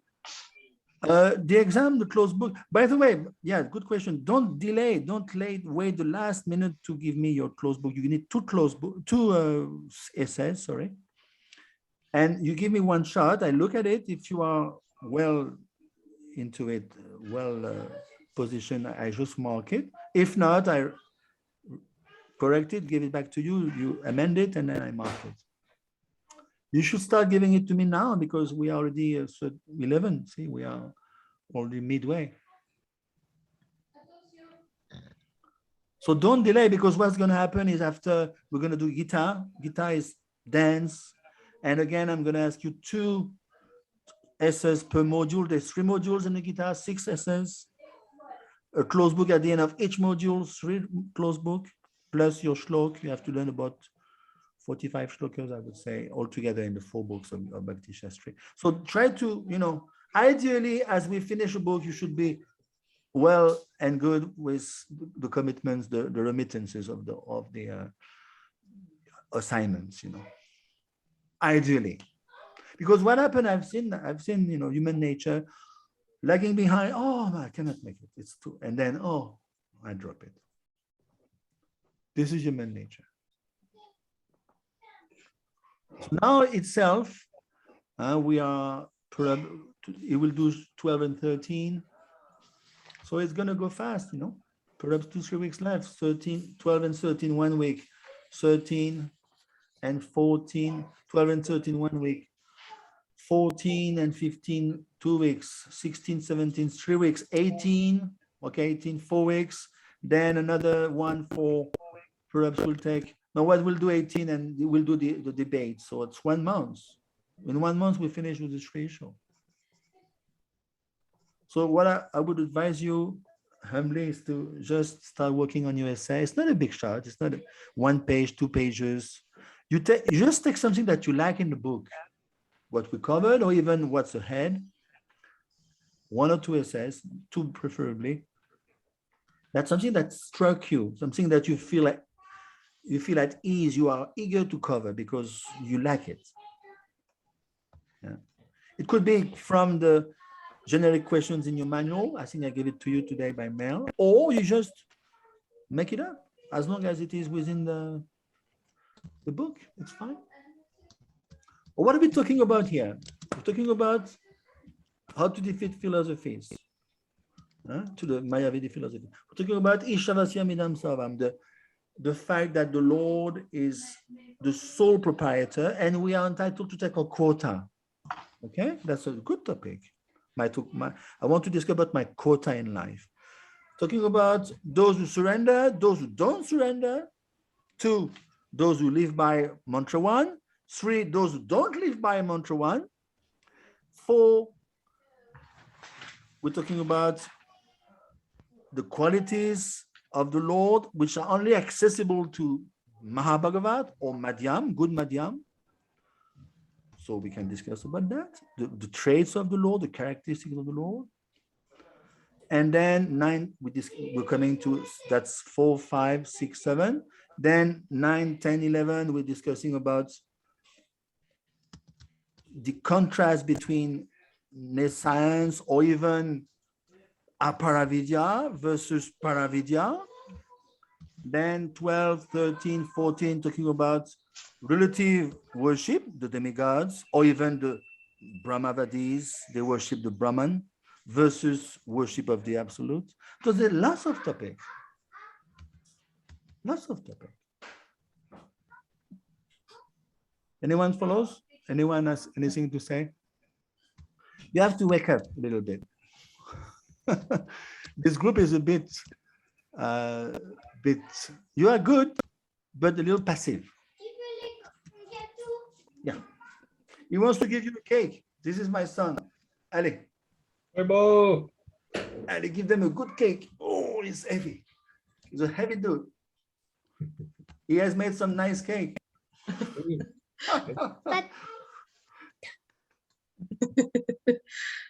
His Who's name is that? Aritoshan. Lucian.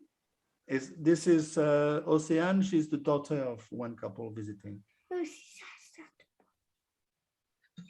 So you want to eat the cake? Hein? Ah, c'est ta... Non, c'est pas ta sœur. Ok. C'est ta sœur? Okay. You have children, all of some of you? Or I guess you're too young for that. Huh? Okay. So anyway, get cracking on your essays because, you know, I think you are new in this Bhakti Shastri, so, you know, it may take 1 or 2 shots to be on track, but don't delay, otherwise, you know, you may end up doing like Sukumari wanted to do. She wanted to pull out. You're very persistent, Prabhu. You're very persistent. I'm a heavy guy sometimes, you know. Pushy. No, but I know you're one of the best. You are good. You have your reasoning is good. Yeah. So that would be a shame, you know, to drop out. You just started, and you know, you should be a fighter. You just start. Oh, yeah, I know. This is Kali Yuga. No, I've been trying real hard. Everyone has service, not only you. Everyone has service. No, it's a bad health. Sorel, Jacobias, they have service. Vignesh. No. It's more a problem of bad health. It's the mind. You have to really. I want this Bhakti Shastri. I want this Bhakti Shastri. I want to know at least those 4 books well. I want to open the door to Bhagavatam. So this is your, you know, I want to grow. I don't want to stay. So if you want to strengthen your japa, strengthen your understanding, there's nowhere around. You have to go through those books. Why do you think I'm still here? Is it because I chant purely?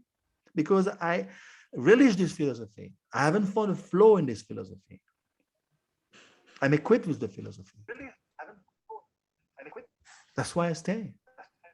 And when I tell persons, some people are arguing with me, I say, look, if you know anything better, let me know. I want to know. I want to be convinced by something else.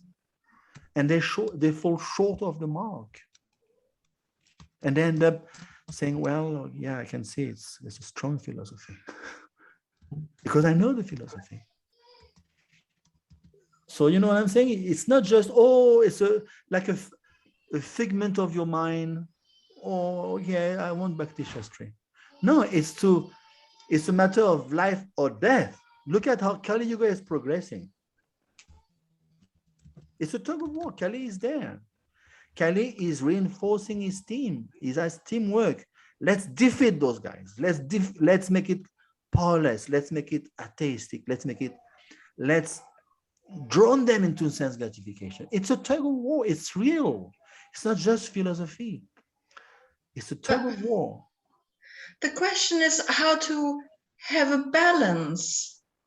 11, we discussed 11 today. Yeah, exactly. But that's the point for me, that I try to discern for myself. How do I balance the spiritual needs and the material needs? Because there are many things about me that no one really knows. Of course. So we can, if you want to have a private talk, you can contact me by mail. Yeah, okay. If you don't want to disclose in public, I understand, but there is no thing, Aitukiya Pratiyata, nothing can bar us, only the mind. The real guilty, the real culprit is the mind. The mind doesn't want to surrender. The mind is always giving reasons. We want to shuffle our feet in Krishna consciousness. We want to drag on. We want to find our comfort zone. It's not going to work. It's not going to work. It's not sufficient. You become a good devotee, it's not sufficient. There is emergency. The place is blazing. It's blazing fire. Emergency. So we have a ticket to ride. You know, we have a ticket to ride. Like the Beatles used to sing, ticket to ride. We can make it. We can make it quickly. It's going to help. Papa used to say, it's going to help. You're going to see the world more than me. You're younger. You will see. My son, he's going to see the whole century. I'm trying to equip him. It's not going to be easy. It's going to get worse. But if we take more shelter, we're fine. So, you know, it's not optional. Just like Krishna consciousness, it's not optional. It's a necessity. So in the same way, studying these books is a necessity. How can you maintain over the decades, 10 years, 20 years, 30 years, all your life, having kids, carrying on? You have to equip yourself. You have to, just like you're going at war, you know, you have to become ready. And philosophy, at least with the philosophy, you cannot blame others. Oh, it's the fault of God, it's the fault of her, it's the fault of him. You understand, at least you are clear-minded. This is the philosophy. You are clear-minded. You understand how the material world is working, the mechanisms. Everything is there. Nectar of Devotion, you will see how good is this book. How to advance in Krishna consciousness. Not to become into the trap of thinking we are mixed devotees because we have an altars. That's another trap. I'll discuss about that. I'm giving seminars day and night on this thing. Are we practicing pure devotional service or not? That's the key seminar. Is it because I'm conditioned and covered over by an altars that I cannot practice pure devotional service? Yes or no? See, all this is pertinent questions. It opens your mind, it opens your consciousness. You're going, at least you're moving towards very clearly, very freely. You know, and then once you understand there's no way around, there's no options. Then you start chanting, and then because the world is going ablaze, more and more people are dying. I know people who have died because of the COVID, losing their eyes, losing their blind at 34. Devotees. You understand? It's not a joke. It's not a joke. Krishna is not protecting our lives, he's protecting our spiritual advancement. Spiritual advancement. So this is the most important thing, is spiritual advancement. Anyway, Hare Krishna. Hare Krishna. I have a note for Golukananda Priya. Yes. She, just to mention, she asked about the PayPal Yeah, link I got the link. Thank for you. the fee. Yeah, I put it in the You got chat. the link, Okay. Golokananda Yeah, I got Priya? the link already. Yeah. Okay, great. okay, super. Yeah, Great. you Thank you just very try to much, make a Mari. payment, all of you. I know 2 of you did it. Even you pay an installment, even in my school here, people pay an installment. It's not a problem. Money is not the issue of this program. The main thing is awareness. Become more aware. What are we doing? What are we doing in this movement? What's my goal? What did Prabhupada intended to do?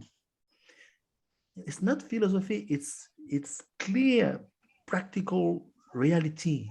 This is the reality. The rest is a reflection. It's an illusion. And we are so much caught up in the illusion. The world is reinforcing that. The TV, the politicians, they want us to bite into it. And it's going to get worse. Don't think it's overnight, everything becomes rosy. No. Yes, if we are pure devotees, yes. But it's not the case. So at least those of us, we shouldn't fall prey. Shouldn't fall prey. Hare Krishna. I'll stop here. Hare Krishna. Hare Krishna, Prabhu. Thank you. Okay. Thank you. So be in touch and try to work on your essay. Send it to me or to Chandra. Usually I take care of the essays. So Hare Krishna. Thanks a lot. I'll send you the recording. Yeah? Hare Bol. Thank you. Hare Krishna. Hare Krishna.